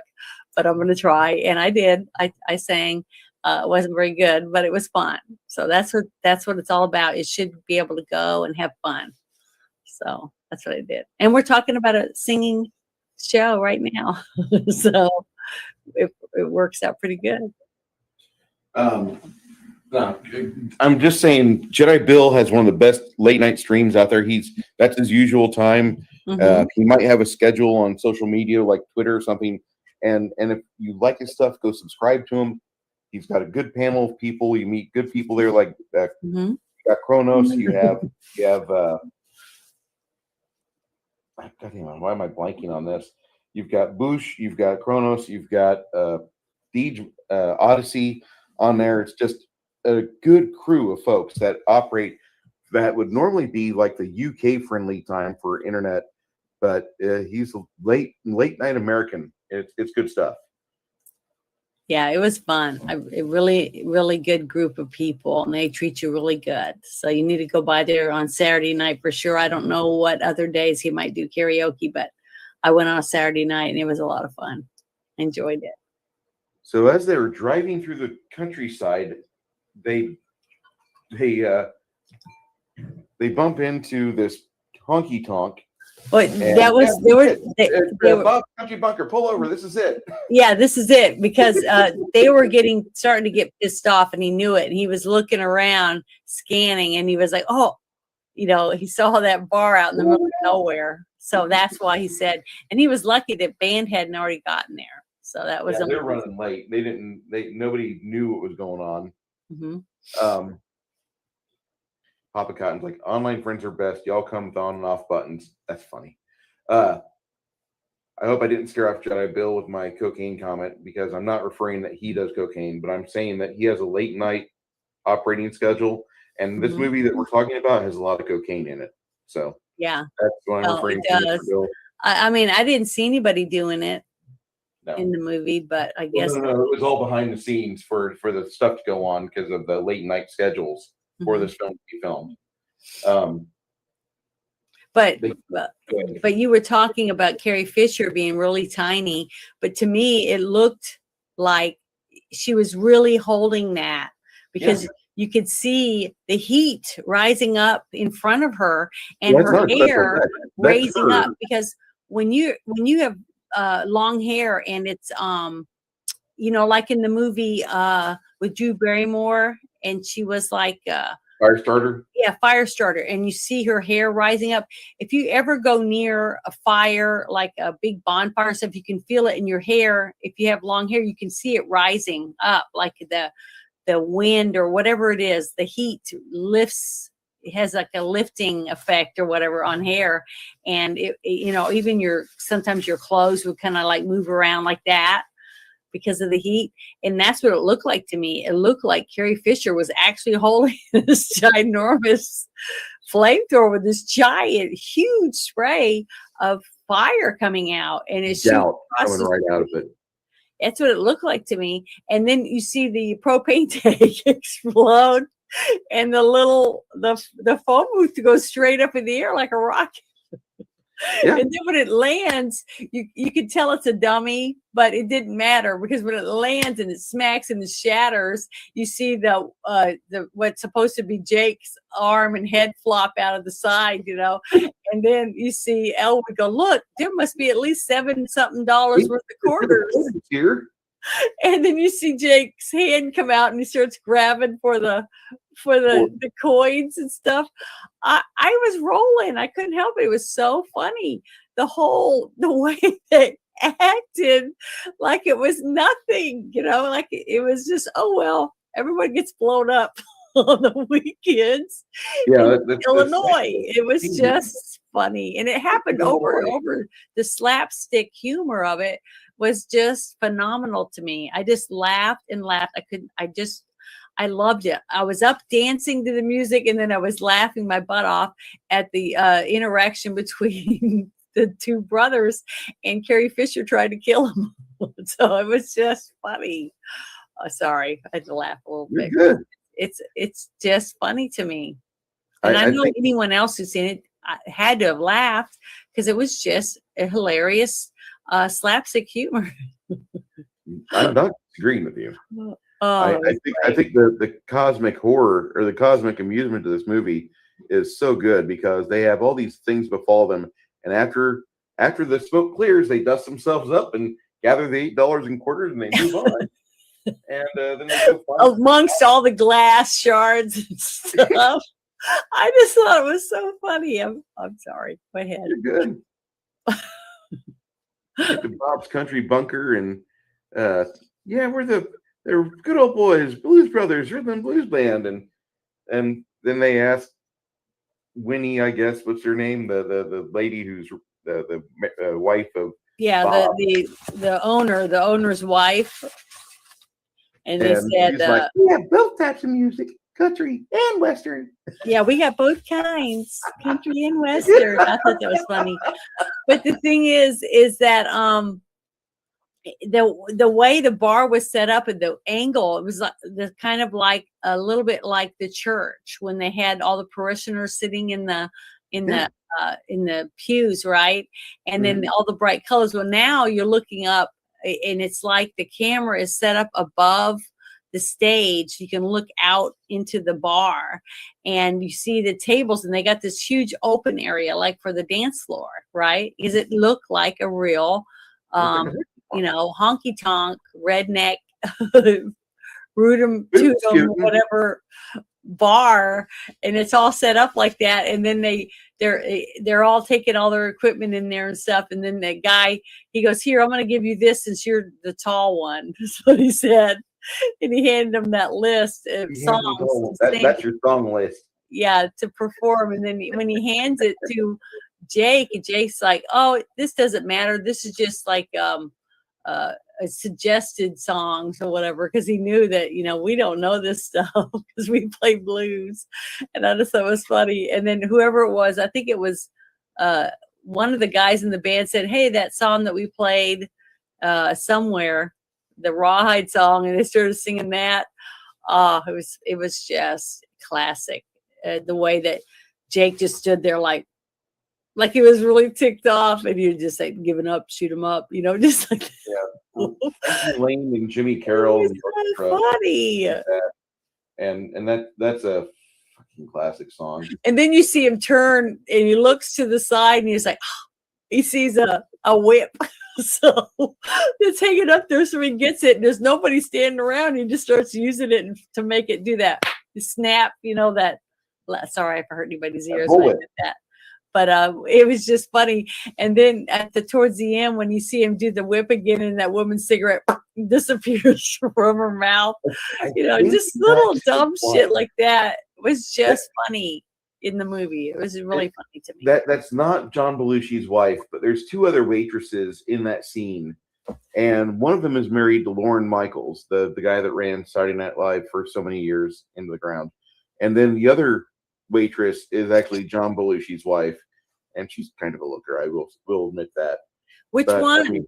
Do you remember which one it was? Because they were picking up glass bottles and putting them in big hefty bags and stuff.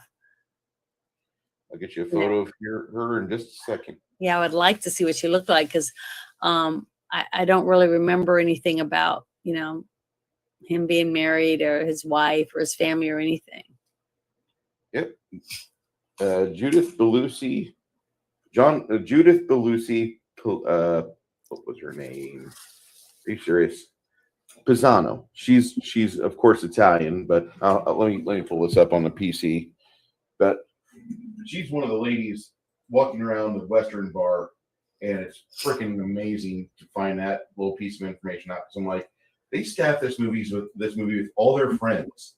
And and at the end, when the credits were going through, they showed the staff, all the people that were, the crew, the people that worked on the film. It was a huge group of them, and they're all like singing and stuff in the thing. They look like a good group of people that probably had a lot of fun when they made that. So, can you make her a little bigger? Because I can't really see her. Well, she doesn't look familiar. I don't recognize her at all. I don't. If I saw her in a magazine or something, I wouldn't recognize her. She does not look familiar to me. It's her and her Is husband. she an actress or anything? She was in a couple things. We'll get to that in just a second. I believe No, that. I don't recognize her. And who's this group of people? I have no idea. Oh, I thought you were trying to. Oh wait, this is the Animal House photo she did because she's the lady that Blutarski dances with in Animal House. Have we done Animal House yet? Mm-mm. No. Okay, that's our next movie. I haven't seen it yet. What? You've never seen Animal House?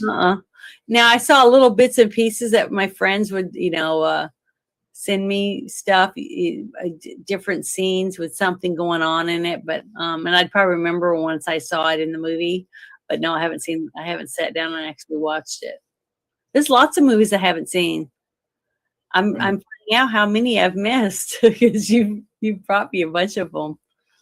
All right. Well, you're gonna watch for next week. You're gonna watch Animal House Because I haven't seen it Another yet. John Isn't Landis. it about college people or something? It is. Okay. And guys, everybody in the chat, right now, Janet is on double secret probation. What does that mean? Yeah. What is double secret probation? You gotta watch the movie. Uh-oh. Okay. I will watch it. Dean Warmer says it. This is a great movie. You'll really enjoy Animal House because it's the same director. Yeah, and it's got John Belushi in it too, right? It's got everybody in it. Okay, because Anybody who ever made all the themselves- rumors I heard about John Landis and him dealing with John Belushi, it was always arguments and stuff. So why would John Landis keep wanting to make movies with him?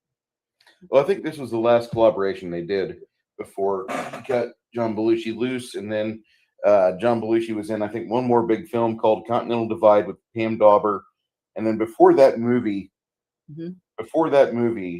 he was dead. Before the movie aired, it was 1982 when Continental Divide came out, and then there was two serious films with John Belushi, and the movies before that were all really like funny movies. Like you had Animal House, 1941, The Blues Brothers, just classics. And then after the split, it wasn't really an official split because they were still friends, but he wasn't mentoring him and trying to be there for him because, like, trying to film with John Belushi is like trying to herd cats.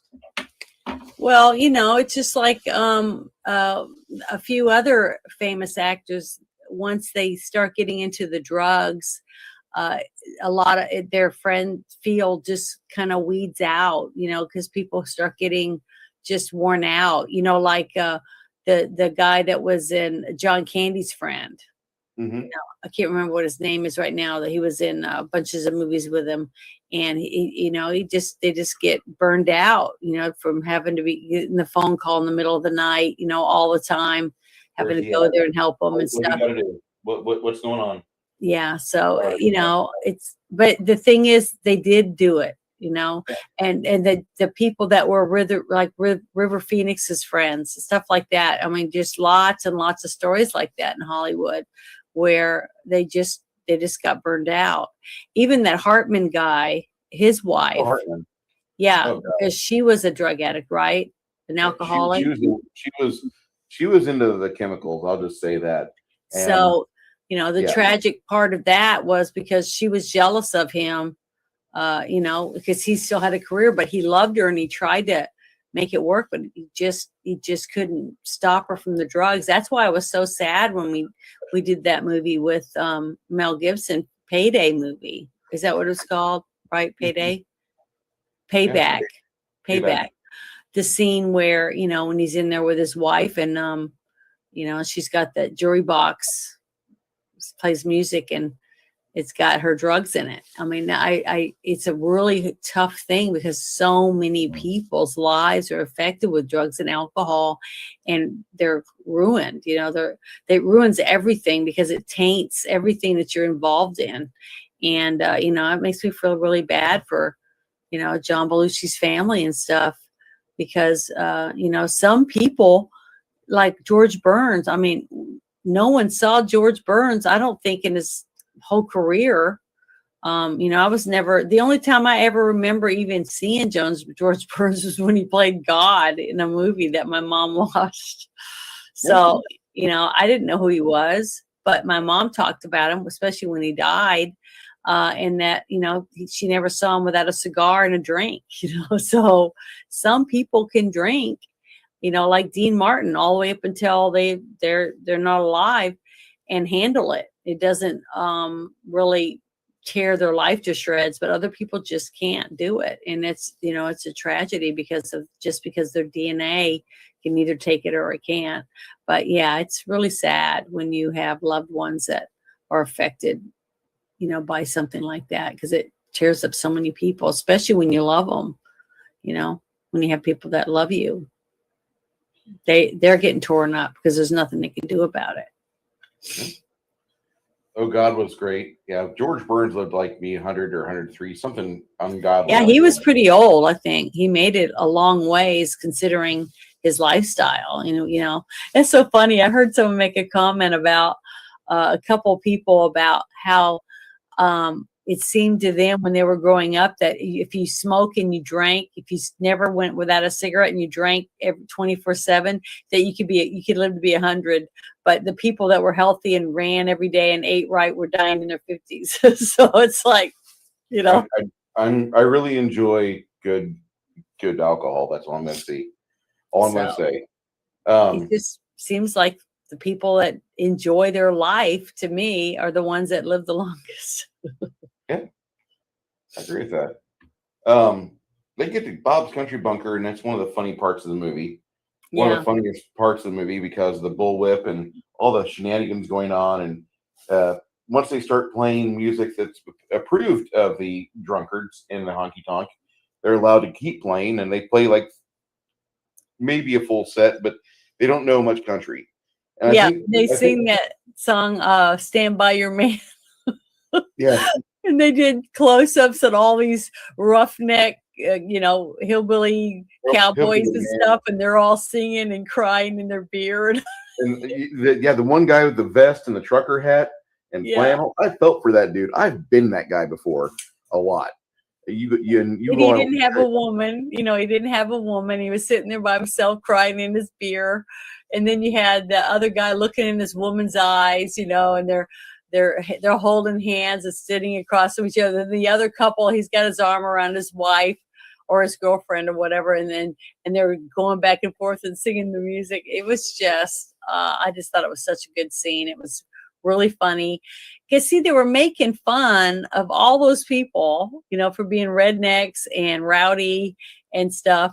But it wasn't distasteful. It didn't make you go, oh, I hate hillbillies. It didn't make you hate anyone. Everyone, they made fun of everyone in this movie. The Hitler people, they made fun of the police, they made fun of the just everybody got made fun of, and it wasn't distasteful. I mean, it wasn't to where you felt like it was racist, or you didn't feel like it was bigoted. I didn't feel any bad negativity from it. It filled me with joy. I really did. I was standing up in my living room, dancing around like a dork, and clapping and cheering, and I just loved it. But people don't like to go to the movies with me because I'm like, oh my God, did you see that? I'm talking through the whole movie, I'll have to add Janet's daughter to my friends list, so Janet's daughter can get us some bootleg video of Janet dancing around the living room. Oh, it's terrible. They absolutely hate me. Now, one of my best friends, she would go because she was as bad as me, and we'd be, oh, what's going to happen next? This girl getting, because I'm one of those people. I really talk a lot during a movie, and it's not because I'm trying to interrupt. It's because I'm very interactive with it, especially if it's something I really love. My sister screen talking. Well, my sister Sandy went with me to see the Dungeons and Dragons movie, and I was talking through the whole thing, and she said she had a blast. So I guess because she's known me my whole life, so basically she was ready for it. But it was so good. It was such a good movie. I really, really enjoyed it, and I was like that through the whole movie. It was giddy, and exciting. And then getting to watch this movie on a big screen in my living room and stand there and be excited and sing and just, and I had a sound bar on. I had my sound bar on so I could hear the music at the best quality. And it was just took me away from everything. It was just so good. The music, the soundtrack, the acting, and knowing it wasn't perfect acting because these people weren't actors. These were singers, these were performers that go on stage and sing, but it didn't matter to me because I loved it. Like Ray Charles's character, everything about the different people and the little story leading up to each part was entertaining to me. Just to get it, and to knowing that they're about to sing a song made me excitable, because of it. Just to get to hear them perform a hit song, it was I just loved it. And then when they end up finding out that they're probably going to make $200 for all that work, it was just sad. I mean, I was like, $200. People go through that for $200, and then they said, "Well, yeah, and your bar tab was 300 and something." So it was like, oh, it was just more trouble for him because they drank. He goes, "Well, when you handed us the first 2 beers, and you didn't ask for any money, we just figured it was on the house." And he was like, "No." Nope. So Yeah, it was like, poor Jake, just no matter what he did, it was never good enough. It was, he could not cut a break. Even though he was on a mission from God, he couldn't get a break for anything. It just seemed like it was just the screws were being turned, but they were never stopping. He's being crushed by them with bad luck. And it was really sad because you just wanted them to have something good happen. Not simply because they needed the money. It was that you just wanted them to get a break. You wanted to see them happy for a change, get something good out of it. But it didn't seem like it was going to happen that way. But it was still funny. You can't help but laugh at them.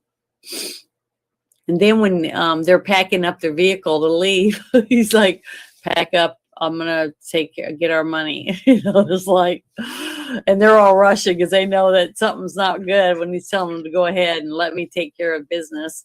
And then then you see them pull out, and then you see the RV pull in. That said "Good Old Boys" on the side. Oh my God. Good old boys.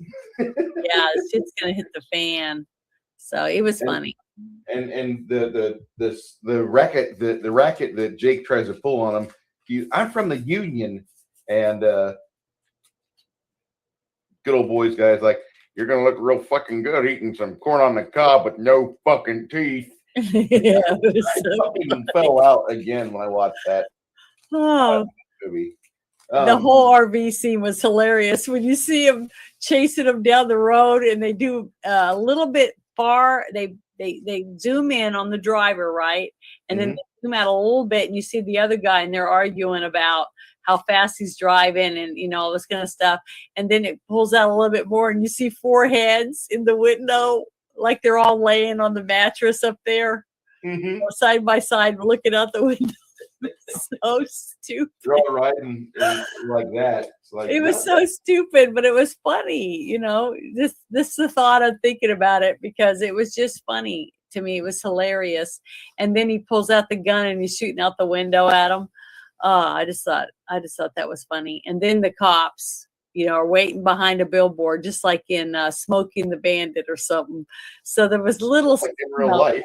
Yeah, there was little things like that throughout the movie. It reminded me of other movies, So it was just funny. That part was funny. And then the Keystone Cop attitude, that they still had because they're all too stupid to be able to do anything on their own. So they're like a big cluster F, all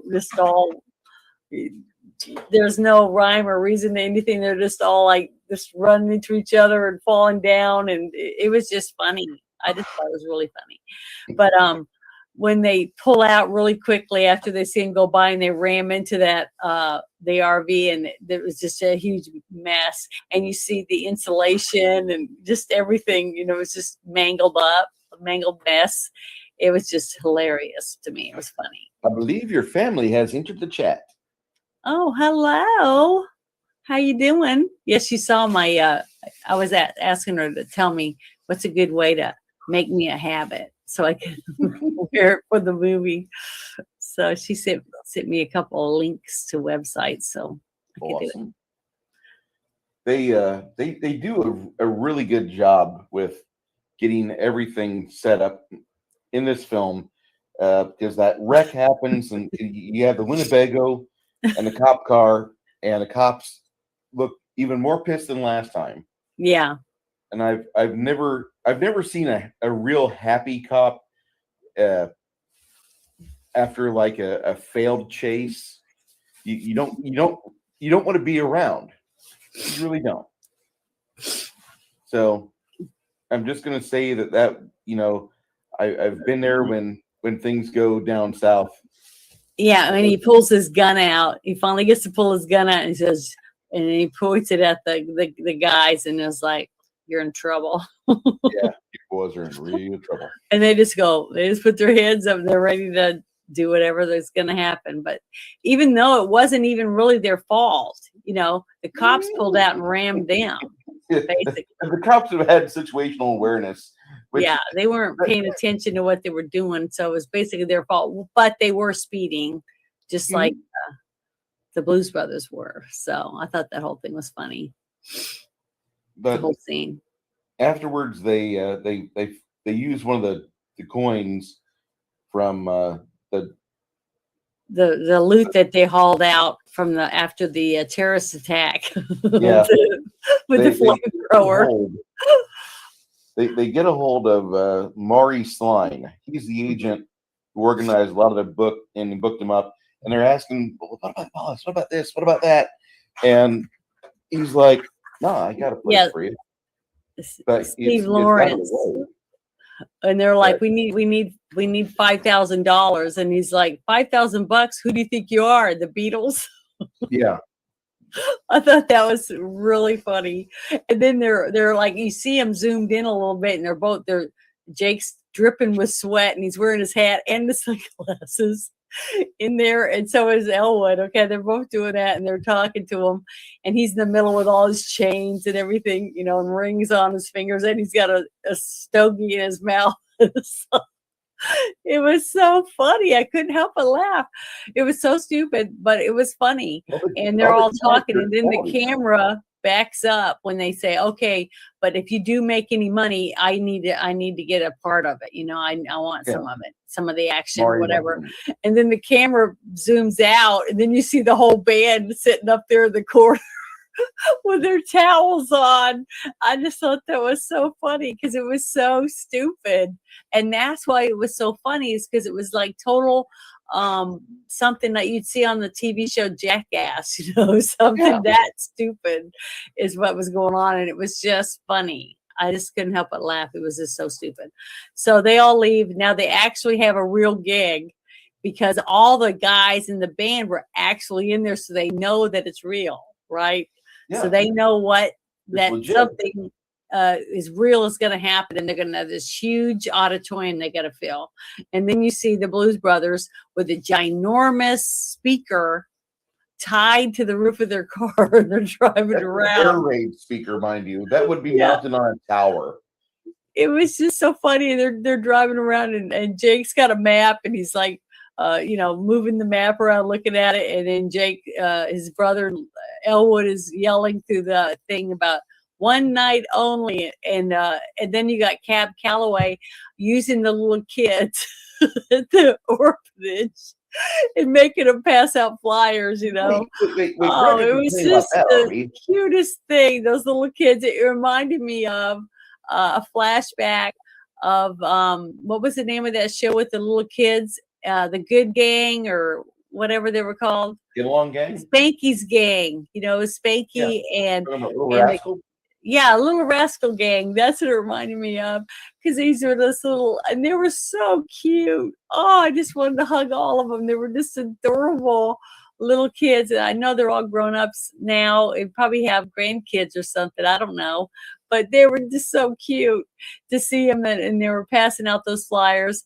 and it was just the whole thing was just adorable. The whole thing, getting the little kids involved in saving their orphanage. I just thought that was just adorable because they're on a mission from God.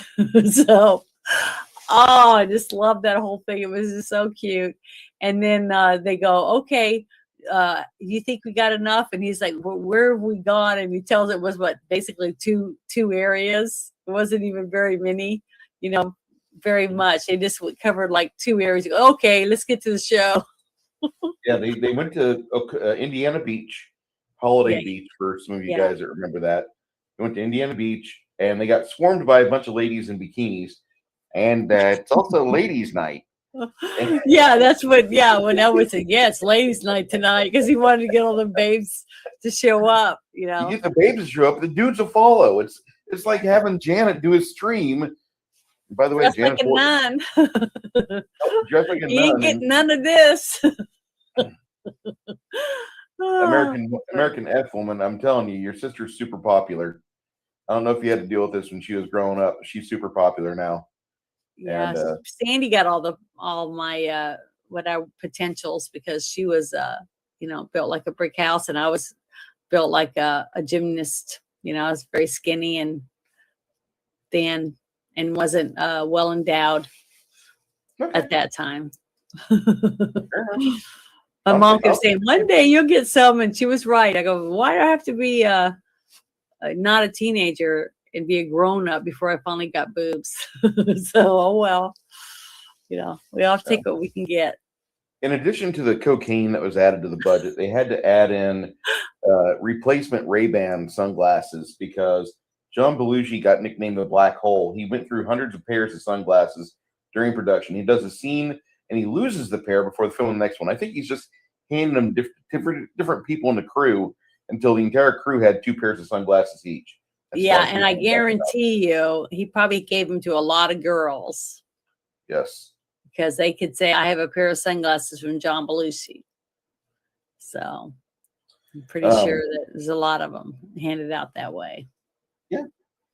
Well, it's kind of funny.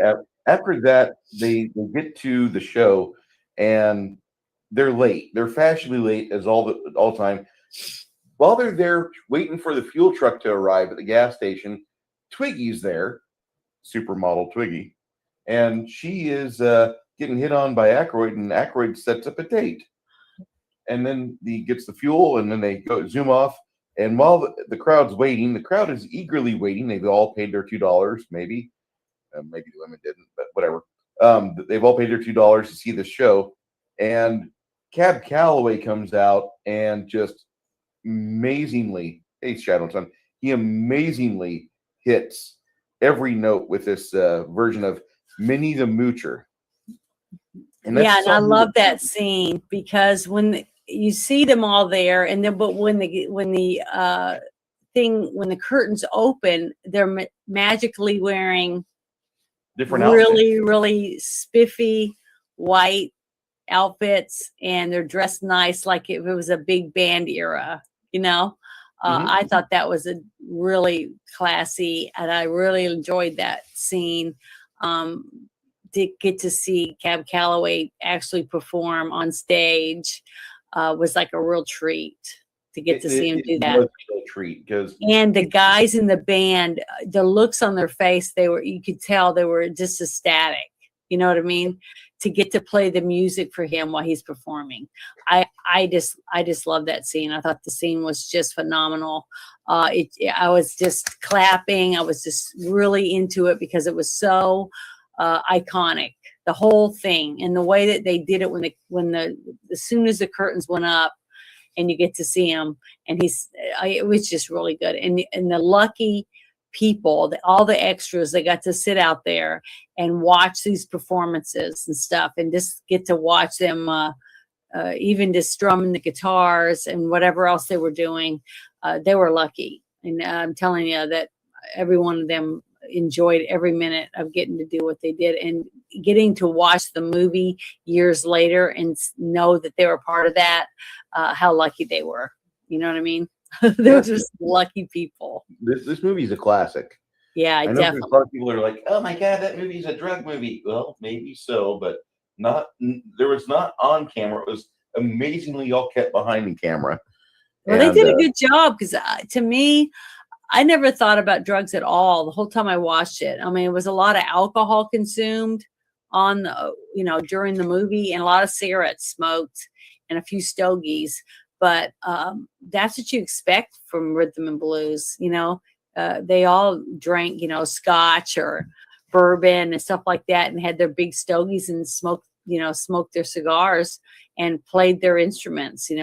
It was just, I just loved it. I just love that era of music. I just love that, just to get to see these iconic people in the street performing music, and all the lucky people getting to listen to them while they played. Oh, it just, I was so jealous of everyone. I just really would have loved to been able to be a part of something like that.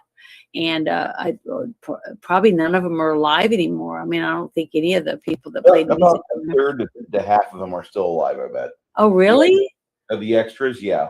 No, not the extras, the actual performers. The performers, Yeah. probably 3/4 of the cast is dead, except for like Dan Aykroyd, Marino. I know Murph, the guitar Murph is gone.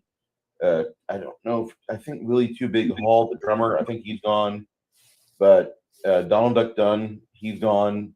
The Colonel's still alive, I believe. That you could go through the IMDb and just cry. Like the three gentlemen that were performing in the street in front of the place that Aretha Franklin sang in. Are any of them alive? I mean, people like that. Are any of them still alive? I mean, that's the people I was talking Maybe about. one of the three dancers that she had. Just like you said, that Cab Calloway's gone. And I'm just wondering, if any of the other actual blues singers are, around. That whole icon of people is just dwindling down to there's just so few. Just enjoy the music they left behind, because if you try to like, oh, I wonder if this person's still alive, and you see them now and they're like old and withered and white haired and they look like a peach that's been left outside on top of an anthill and it's about ready to. It's terrible. Bruce, you're terrible, because you're going to get old one day too. And someone about you looking like a peach left outside on an anthill. This is terrible. But it is, but that's reality. It happens to everyone. It's just sad because you see something that's so iconic, it's just disappearing, Don't get weepy about it. Be happy that you were able to witness it while they were alive. Yes, and maybe even see them at a convention and say, I thank you. I have this movie on Betamax, on VHS, on DVD. I have it on Blu-ray, and now I pirate it. I'm gonna get the album. I've already ordered it, so when I get it, I'm gonna start listening to it again, because it was just it just inspired me again. I just absolutely loved the music from this movie. I just think they're great. It's fun music too. You can't help but want to just jam to it. And what better way to put you in a good mood than to listen to good music? I know Kronos and I were always competing with each other, and there's a few others in my music section of my Discord. We're constantly just putting stuff in there almost every single day, and it's fun because I've heard some songs that I never heard before, and I've added them to my playlist because I go, wow, this is interesting music. So it's just nice to get to meet new people that are interested in so many different genres of music, and you actually get to listen to it and give you a taste of what they're into, and it's really interesting, and I like it. I love getting to learn new music and listen to new things that I've never heard before, because I never heard of Rammstein. I mean, it's just not a band that I would normally hear, but thanks to Kronos, I do, and I really like some of their songs. And Imagine Dragons, or whatever their name, Imagine Dragons. Yeah, they're really, really good. So it's just, I don't know, it's just really interesting to get to listen to some of the stuff that I never probably would have ever listened to in my life if I hadn't met certain people. And that's great, because, getting to meet new people is, something I enjoy. I absolutely love getting to meet new people and talking to people, things like that. As you can tell, I love talking. We just kind of let Janet talk into a microphone, and if we leave her with the camera on, she'll have like a group of 100 before the hour's up. Well, sometimes, but I put people to sleep too. So that's good. Coming Sometimes. Thursday on Janet's channel, Janet does have a stream coming on. She's going to be doing a spaces. Yeah, I'm going to be doing a Twitter space. It's a group of my friends that are gay and lesbian, and they're against grooming. So they're going to do a special space on Twitter, and I'm going to air it on my channel so that more people can get to listen to it. And there's a bunch of, going to have a bunch of guests on there, and they're going to also have speakers that join the space that will get a microphone and get to talk about things that they think are important that people should know. So I'm excited about it. And the only reason I'm getting to do it is because Bruce was kind enough to, after last Monday, after our show, he said, I want to show you how to do this. So I shared my screen with him. And I saw you try once, and we're done with that. I know. I couldn't help it. I was so thankful for you to help me. And I was able to set up. I'm referring to. I'm okay with that whenever you're having tears of gratitude. Mhm. When Janet's got tears of frustration, and like I tune in because why is Janet streaming? What's going on? And I see Janet's filters in place, and she's having trouble pulling people in. And I'm like, I don't know what software she's got. And so I messaged a few people to go in there, and they're like, I don't even know what she's using. Then you said later, I was using Streamlabs desktop. That you're using Stream Elements and you don't know how to use it. And I'm like, okay. So last week I'm like, I'm never again going to have Janet on the live stream by herself on her channel, bawling her eyes out because the fucking UI is bullshit and it doesn't have a friendly option for newbies. Yeah, so for dum-dums. And I show you StreamYard, and never again touch Stream Elements. Stop paying Stream Elements. Never again. No more. No mas. And just pay this. You're going to be fine. And just use StreamYard. StreamYard, you can have 10 people. You can have multiple cameras if you want to pay for that. It's so easy and simple. A couple of clicks, and and when your friend sent me the information, I printed it out. I made myself a little notebook with it, so I can just flip through it whenever I get stuck on something, so I can look it up real quick and try to fix it. But the thing is that it's just night and day compared to what the other program was. And I was able to make an opening for my thing, and all this different stuff, but I didn't know how to add people. And I'm like, what good is having live streams when you can't have anybody on your show? And that's what was so frustrating about it. And Janet, so many nice people wanting to help me. Do what? Janet's sister is saying, I love you, Janet. And Bruce, thank you for helping my sister. I'm like, oh, you're good, hon. Oh, thank you, Sandy. So, sorry, I said her name. I meant to say American. She's from Kronos. She's from Venus. Women are from Venus. Men are from Mars. Mm-hmm. So,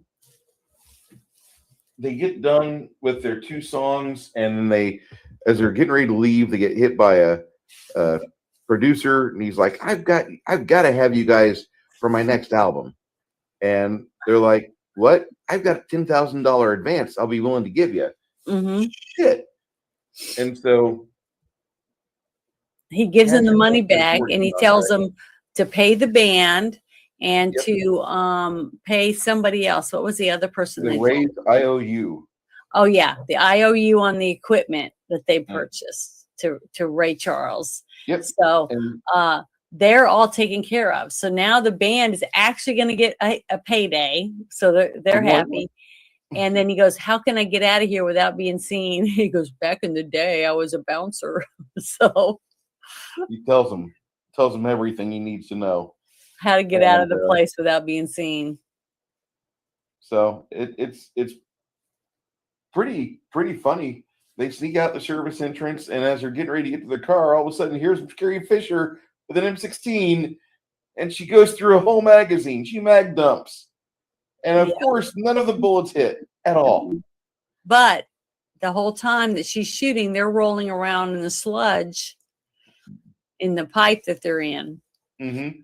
So when he gets up and he starts begging for his life, to her, and he's covered with dirt, and he got a flat tire, he ran out of gas, everything you could. Oh God, it wasn't my fault.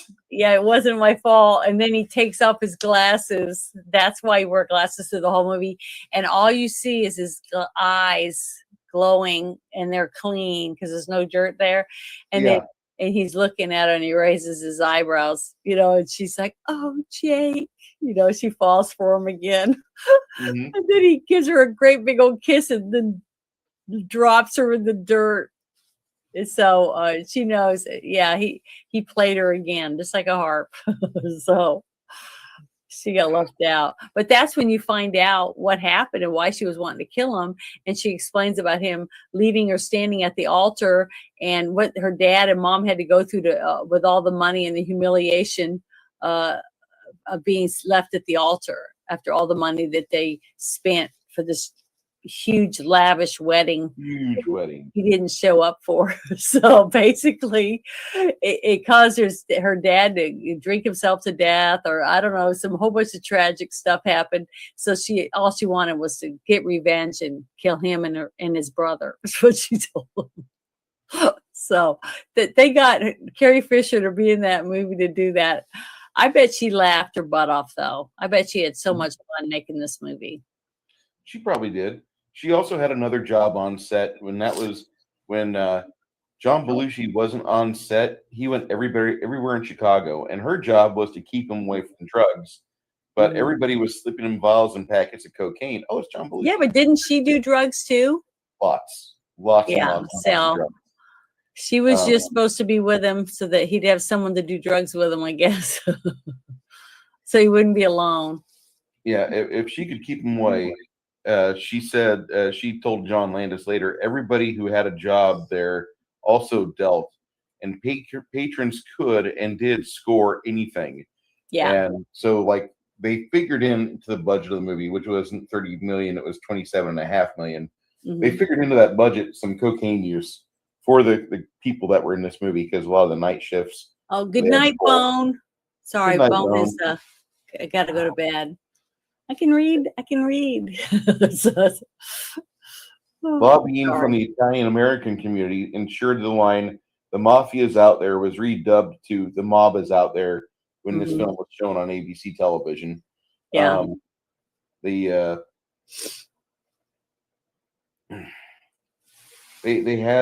had like so many problems getting everything set up, but once the mob got involved with this movie, they found that clearing streets was a lot easier. For the scenes shot under the L, they had to shoot it at 118 mile per hour. This Dodge Monaco 1974 with a 440-inch cubic plant, as Elle would put it. They had to shoot that and drive that at 118 under the L. Mm-hmm. And they did the first pass with no pedestrians. And yeah. They did the second pass with pedestrians, and they did the most amazing car chase scene that I've ever seen, which was 110 cars wrecked, which was a record held for 2 years till 82. I forget the name of the B movie that they used to top it, but might as well have been like Megaforce, and I still wouldn't give a shit. And the thing is, it looked to me when they edited it together, because that's what I was looking at. I was looking at the different camera angles for the different pileups. Like when you had all the vehicles, the police officers' cars wrecking underneath the bridge, like where you see all the overpasses and stuff, and they're wrecking underneath them, right? Yeah. And you can see that they're going on a ramp or something, because you have a car down here and then you see them go up and ram into it like sideways or on top or going over it and taking the lights off, things like that. there was a lot of camera angles. So they had to have had at least 5 or 6 cameras, it looked like to me, from different, for every crash. It's like the ones where they were going off the side of the embankment and crashing and piling up, a dog piling on the side of the road, that scene. There was Yes. at least 20 or 25 cars in that wreck. Okay. Then down the road, when they get into the city, there was like 4 or 5 other pileups, spin outs, ramming other vehicles, but it was mostly all police cars. So basically, what they were doing, it looked like using the same cars over and over again, and rigging them to like have a bumper fly off or a door fly off, or stuff like that on each vehicle. Because a couple of times I noticed that it looked like the bumper came off and a door flew off and stuff like that in 2 or 3 different crash scenes. But they did a great job, because you could tell that whoever was in charge of setting up the car crashes and the stunt people and stuff like that, They knew what they were doing. yeah, they knew what they were doing for sure. Because I didn't read anything. I looked up the accidents on set of Blues Brothers, things like that. I couldn't find anything. No. So they must have done had a really good crew put together to be able to do all the stunts. That there was so many car crashes in this movie. I was just shocked, because I kept trying to keep count 1, 2, 3, 25 in that scene, and then 37 in this, like, wow, there was just tons of car accidents. But they were almost all cop cars. So Oh, go ahead. they did a good job. You have, as the scene continues, as the car wrecks continue, as they're pursuing the Blues Brothers through, you see a familiar face, the police dispatcher. His name is Ralph Foodie. He's in a very important movie by the name of Home Alone. And Yeah. he says, "You filthy animals." That's him. Yep. And I thought he looked familiar. I couldn't remember who he was, but now I could. But his voice sounds familiar. Yeah.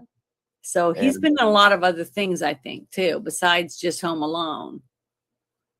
Is he like a real announcer or something? TV announcer? No, he's just he's a very good character actor. He's been in a lot of John Hughes films. He's been in a lot of Chicagoland area productions. I believe that's his stomping grounds. So he's a famous guy for being in Chicago. Yes. But I recognize him, and I'm not from Chicago. So that's what I thought was interesting, was, he was familiar to me, and I'm not a natural person from Chicago. No, you see him a lot in like the Joliet and Chicago area stuff they used to do. I believe he's gone now.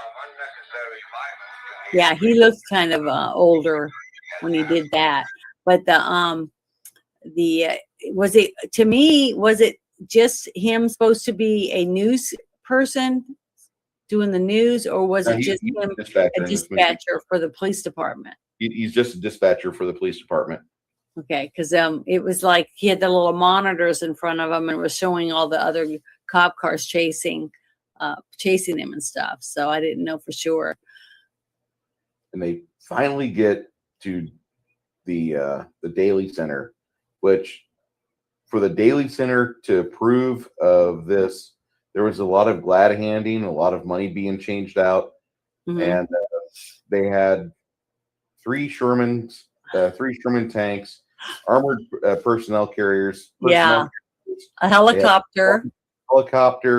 Everybody's there. You have a SWAT team. Hut, hut, hut, hut, hut, hut. Oh yeah, they're coming down the building and stuff, and then when they're getting out of the armored vehicle, and they're all jumping around and stuff, and wearing their special, like vests and stuff like that. Yeah, that was funny. But yeah, there was a lot of people in that scene at the very end of the movie. the 500 extras is what they used. Man, there was a lot, you could tell, because remember, like I said earlier in the movie, it seemed like they didn't have enough people. It was very barren, it was very few. But as the movie progressed, you saw, like in the mall scene when they're going through all the stores and everything, all the crowds of people that were coming out. Slowly throughout the movie, you saw more and more people, like at the crowd for the Nazi rally. There was a lot of people fighting to get through there, and then them cheering and stuff when they drove across the bridge and they all leaped into the river. So now, the scene where the Volvo flies through the air, I mean, they get to that bridge before they get to the Daily Center, and the Blues Brothers backs up, gets in reverse, doesn't fall off the bridge, and then as it flips in there, it magically turns back around the direction it needs to, and the Nazis fly off the bridge. Before they film that scene, the city of Chicago had to have the Volvo drop tested from 1,400 feet. So when they dropped it in this movie, it wouldn't deviate. They had to make sure that it would fall like a stone. They did 2 drop tests, which afterwards they did an actual drop of that Volvo, not with the 2 guys inside, but they edit it like it does. That scene was a 1,400 foot Volvo drop, which I thought is hilarious. Yeah. And then the other Nazis managed to pit themselves in that same hole that the orange Volvo dropped into. And the Blues Brothers just kind of fly right over. More cosmic madness. Here you go, kids. The Blues Brothers can have no real wrong in this movie. Well, that's because they were on a mission from God. See, that's another thing about them miraculously being able to stand up covered with bricks and stuff from all the explosions and the torching of the phone booth and all the different stuff. Even though they were destroying millions of dollars in property for property damaging, and I mean, they destroyed a whole mall. Okay. They blew up a propane tank and a phone booth. It destroyed that completely. And then all the police cars that they destroyed. I mean, it was just, there were chaos from beginning to end through the whole city. And they went to prison, but they're never going to be able to pay that money back for all the destruction. Now, even though they were on a mission from God and they saved the orphanage, but that's about it. As Steven Spielberg's eating a sandwich, and they get him to do business while he's off duty. Now, mind you, every doorway they get into, they're barricading, and the people coming behind them are debarricading. They're ripping the barricades apart. Yeah, that one scene where they were trying to break through, and there's a cigarette machine, and the trash cans and like those ash cans, that they used to have in businesses because people used to actually be able to smoke inside. You remember that? Remember when we used to be able to smoke inside? Now I can't even say the word Nazi. Yeah, you have to be so many. Yeah, you got to be. Half a mile down the block to be able to smoke, we'd go back. So everybody's on the lunch break running down to the smoking center a mile down the road, smoking their cigarette on the way there and all the way back. And then they go back into their job and miss their lunch because they're just to have one cigarette. Yeah, I was just flabbergasted, how many businesses can you even go in? I don't even think they have cigarette machines anymore, do they? I've not seen one in over 10 years. Yeah, I don't remember. I mean, it was just so iconic, this movie, because there was so many things in it that you'd never see anymore. And the movie how old is this movie? I mean, it was 1980? This movie is 43 years old. 40 years old. Wow, that's amazing, because you can't see any of this stuff. There was no way they could ever make this movie. They could not make this movie again. They would have to tear the script to shreds and start from scratch, because you just can't have Nazis in it. You can't do, you can't have all the weapons that they had. Too many white people in this movie. Do what? There's too many white people in this movie. Yeah. I can hear that now. It's not versatile enough. And here's the funny thing. When this movie was being released to theaters, It was not released to a lot of theaters in the South because racism in 1980 was still a thing. Dropping the N-bomb in today's America, not going to be having a job tomorrow. Drop a N-bomb in 1980s America, you're just like Tom, Dick, or Sally. Everybody was doing it apparently. About me heads. So, you know, it's kind of funny how all this shit's changed, and you know they're trying to deplatform you if you say things that are against the correct think. You know, don't you have bad wrong think. So we see Steven Spielberg give them the receipt for the check for the assessor's office just as they're cuffed, and you hear the opening strums to Jailhouse Rock. Yeah, and then you hear all the. But what was deafening to me in that one scene is you hear the clock tick, tick, tick, tick while they're going up the elevator. You know, everything's really slow. It's like everything's in slow motion, you know, and all the other stuff going by really fast because they're all trying to get up one floor at a time, right, to get up there. And they can't use the elevator because remember, Aykroyd took the whole thing apart and flamed it with a can of some kind of spray paint or something. He had a magical bag. With all the things his briefcase had everything in it you need. He was MacGyver, you know what I mean? It was that was funny too in itself. But after all the stuff they went through and all the tick tick tick tick of slow motion of them finally getting in there, and he gets his stamps, and then all of a sudden you hear the click of the wristbands going on them, right? But then all of a sudden you hear click click click click click click click click click click of all the guns, all the safeties being dropped. Yeah, all the safeties and the triggers. People's got their finger on the trigger, and this is a whole room packed with military and cops with weapons pointed at them. There was more guns in that one room than you saw in the whole movie of John Wick. Yeah. You know, I was surprised because it was shocking, but you could hear click, click, click, click, click, click, and all the safeties going off on all these weapons, and nobody got shot. You know what I mean? Not one person got shot or injured that I know of. I couldn't find anything on any of the car crashes or the fight scenes or anything. And it just shows you the difference between the 1980s when they made something compared to now when you got a person that can shoot two people, you know, on set making a movie. I mean, it just, you know, it's just flabbergasting to me. But there's just no way they can make this movie. I mean, I thought it was great. I loved it. I laughed. I danced. I was inspired by it. And it was just really good. I just can't think of any other actors that could get to play Jake and Elwood Blues at all.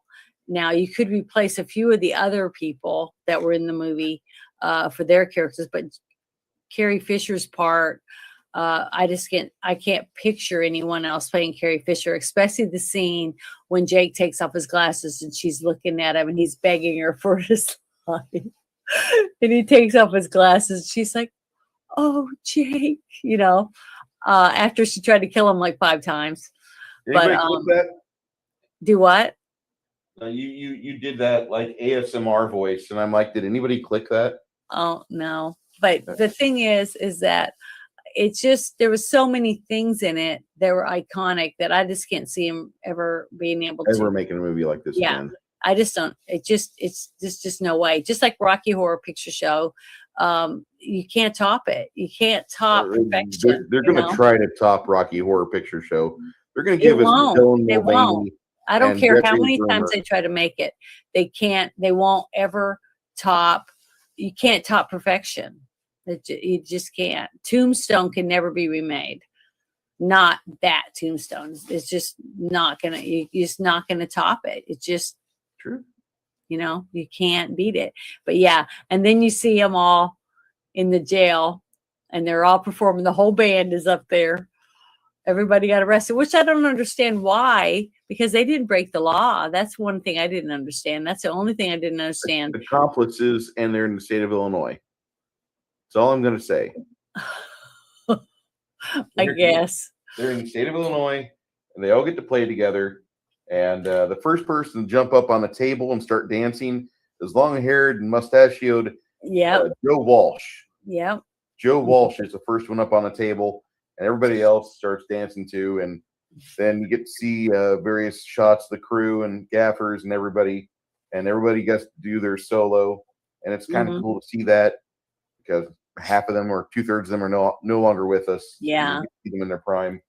And then It was really good. God, that movie is so amazing. And there's a reason why I've watched this movie probably 110, 112 times, because from start to finish, it's a quality movie. When it's on and your friends are seeing this film, like you're watching it, and like you'll have another friend be like, "What are you doing?" "We're watching Blues Brothers." "I'll be right over." And then like, "You want to restart the movie for you? We can do that." It wouldn't feel right to have you jump in the middle. Well, I've seen it before. We're watching the Blues Brothers. You want us to go back to the beginning?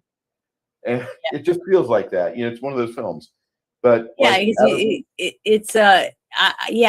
I've only seen it like 20 times since the first time I saw it. But getting to watch it the other day, it's been like, I'd say 12 years at least since I watched it. And I just, you go, "Oh, I forgot he was in it." Like when I saw Pee Wee Herman, I was like, Pee Wee Herman's in this movie. I totally forgot about him.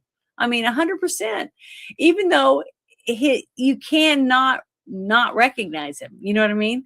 When you see him in the scene, you go, "Oh, you know him." Yeah. So it was fun. It was a fun movie. I danced, I laughed. I really, really loved it. It was really, really good. And I'm so thankful that I got to watch it again. To my demographic, guys, yes. become good friends with Janet's daughter and have her send photos of Janet dancing on the sofa, and you'll have happiness.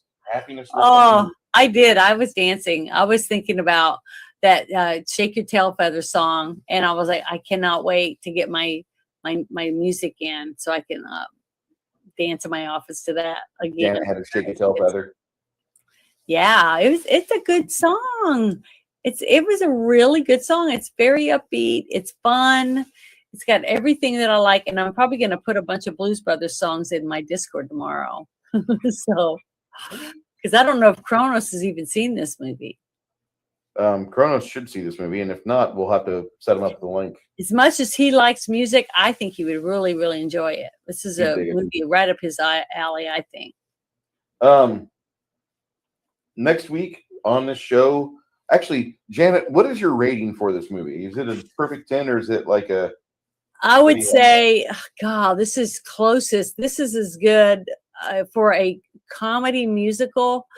I would have to give it a solid 9 for sure. This is like one of the highest rated movies besides Tombstone that I could give, because it's just got so much talent. It's just filled with classic wonders. You know what I mean? It's just, you can't even put your finger on it. There's so many good things in this movie. But the best thing about this movie is the classic music. The music is upbeat, fun, entertaining. You can't sleep through this movie. This is not a movie that you're going to go to the movie theater and wake up at the end when the credits are rolling. It's just not a movie for that, unless you're sniffing cocaine. Guess cocaine. I would say heroin. Okay, I was gonna say, I didn't think you could sleep if you did cocaine, but it's just not a movie that you can sleep through. It's just got so much packed into it that's fun. It's just a fun, overall fun movie, and I think it's fun for men and women. I mean, it's just not a straight down the line woman's movie or straight down the line man movie, because it's got stuff for everybody in it. If you love music and you love classic rhythm and blues and stuff, this movie's for you for sure. It's a really, really good movie. It's got comedy in it. It's got great actors in it, and the scenery's great. Not so much if you like like hills and valleys and trees and birds and things like that, but if you like city skyscrapers and things like that, it's perfect. And lots of car chases. I mean, I was just shocked how many wrecks are in this movie, but it was really good. I really recommend seeing it. So This is about the best that 1980 would have for us until Empire Strikes Back came out later on. Yep. And that, I believe, came out after this. But this was the 10th highest grossing film in America that year.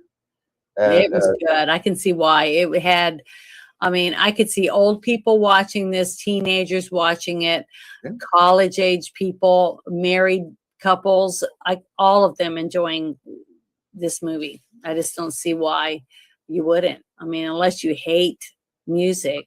I need to excuse myself for about 3 minutes. I'm going to bring you back full screen. Uh-oh. What am I going to talk about? I'm finished. And I haven't seen Animal House yet. So I'm excited about watching Animal House. I haven't seen it. And it's got John Belushi in it. So hopefully it'll be good and be entertaining for me. Have any of you guys seen it? Because I haven't. Kronos, have you seen it? Animal House? Nobody's talking in the chat. I guess my sister left. Whatever I hear anything about Pee Wee Herman, all I can think of is the Family Guy Star Wars trilogy. I don't know. I guess I didn't see that episode of Family Guy. Every time I think of Pee Wee Herman, the only thing I think about is him being kicked out of a porn movie theater or something for playing with himself. So that's the only thing I remember about Pee Wee Herman. Because I don't remember him making very much movies or anything after that. So that pretty much ruined his career, I think.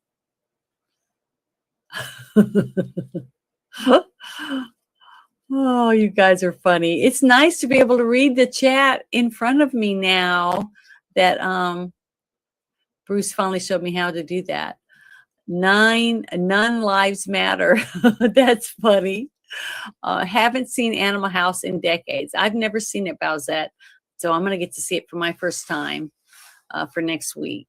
Not a big Belushi fan. Samurai Night Fever was his best work. I don't know if I saw that one. I saw Animal House.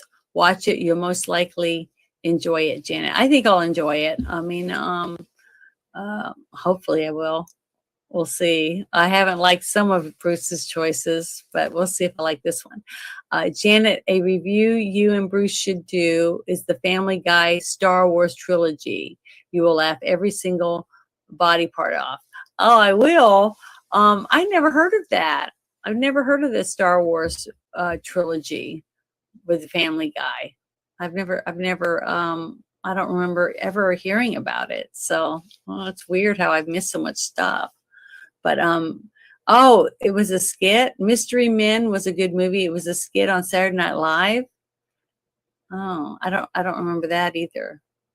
So sorry, Kronos, I'm not pulling your finger. That is not going to happen.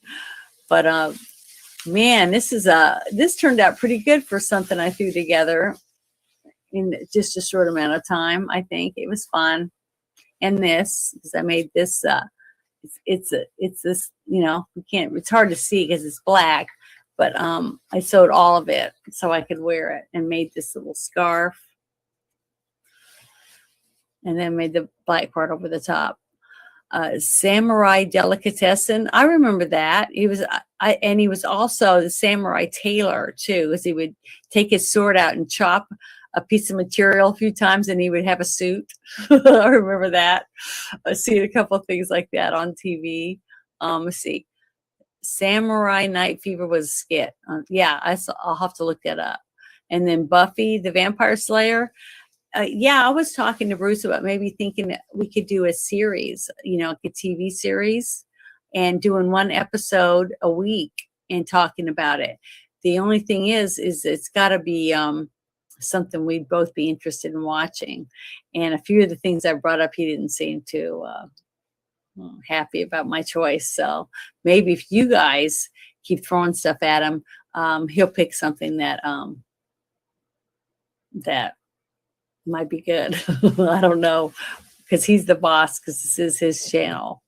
So some vampires don't care about crosses. Well, I know that. Maybe I want to get bit on the neck. Just kidding. Janet, I just realized what your real life character class would be is a mimic. Every time you put on a different outfit, you get the abilities of the class associated with that outfit. Wow, that's a pretty cool. That would be a good superhero, because then you could dress up as anything you want. Except, would you want me to dress up as a furry? I don't know if you guys know what a furry is, but I wouldn't want to dress up as one. And then someone said Faulty Towers. Is that a movie? Pulp Fiction or Fight Club? Ooh, those are both good. Even Kill Bill. That's another movie I was thinking about. I've been thinking about that for the last couple of days.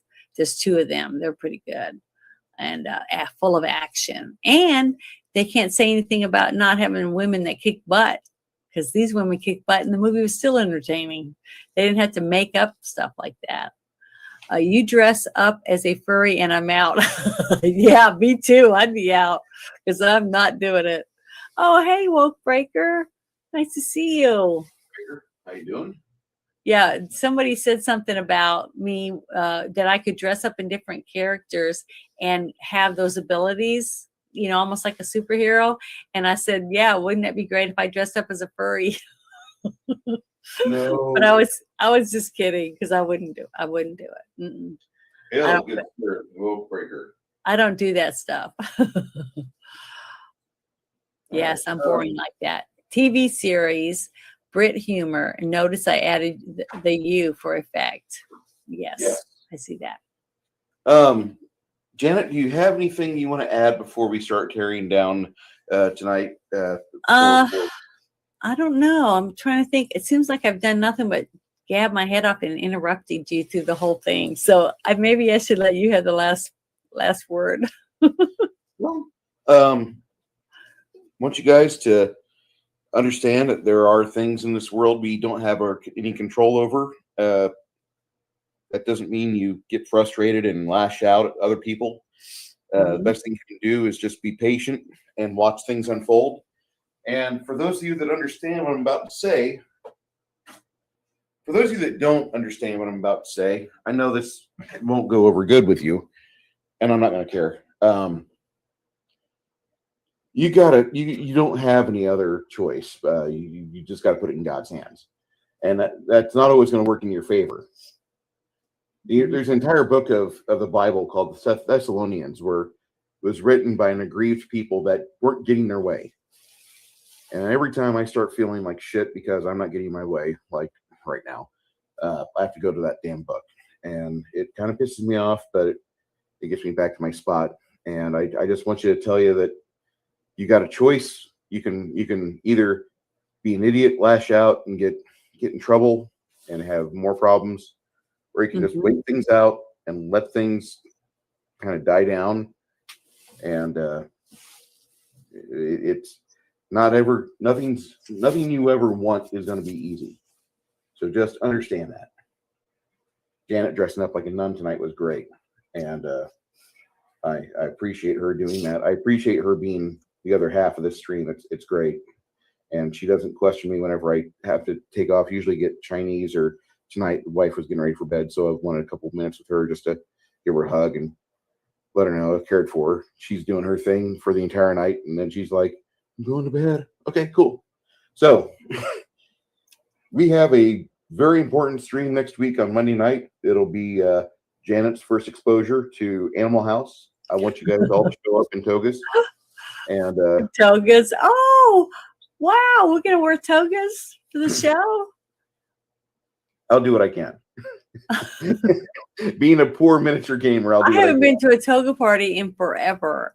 And the last time I went, I wore Mickey Mouse ears, and I had Mickey Mouse toga and stuff with, Minnie and Mickey Mouse on it. I made it as some sheets. It was fun. Yeah. If you haven't seen the movie The Blues Brothers yet, let me know, and I'll see what I can do to get you a link for it. I know that if you do a search on Bing, look for the one that's like about 2 hours and 10 minutes long. without the dollar sign by it. If it has a dollar sign, you got to pay for it. But it might be available for free on Hulu. I don't know, but it's worth your time. It's one of my favorite movies of all time. It's number 4 on my list, I believe. And would we be able to set it up to where we could watch Animal House on Sunday or something on Discord, and let whoever's interested come and watch it with us? Yeah. Could we do that?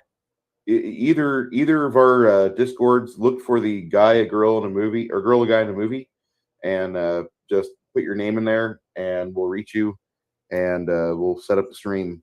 It'll be Sunday post about 6 o'clock, 6 to 6:30 Sunday night. We'll be doing that. That'd be fun. But I'll have to have my mic turned off because I'll talk through the whole thing. Look at our first experience with Janet screen talking. Oh boy. You've experienced me doing it, and I do talk a lot. I can't help it. It's like my brain just doesn't think about other people. You know, it just gets into whatever's going on. That's just how I enjoy movies. And people, there's really nothing super wrong with my life. I mean, I can't complain about things. What I'm talking about, I'm talking about the situation in Austin.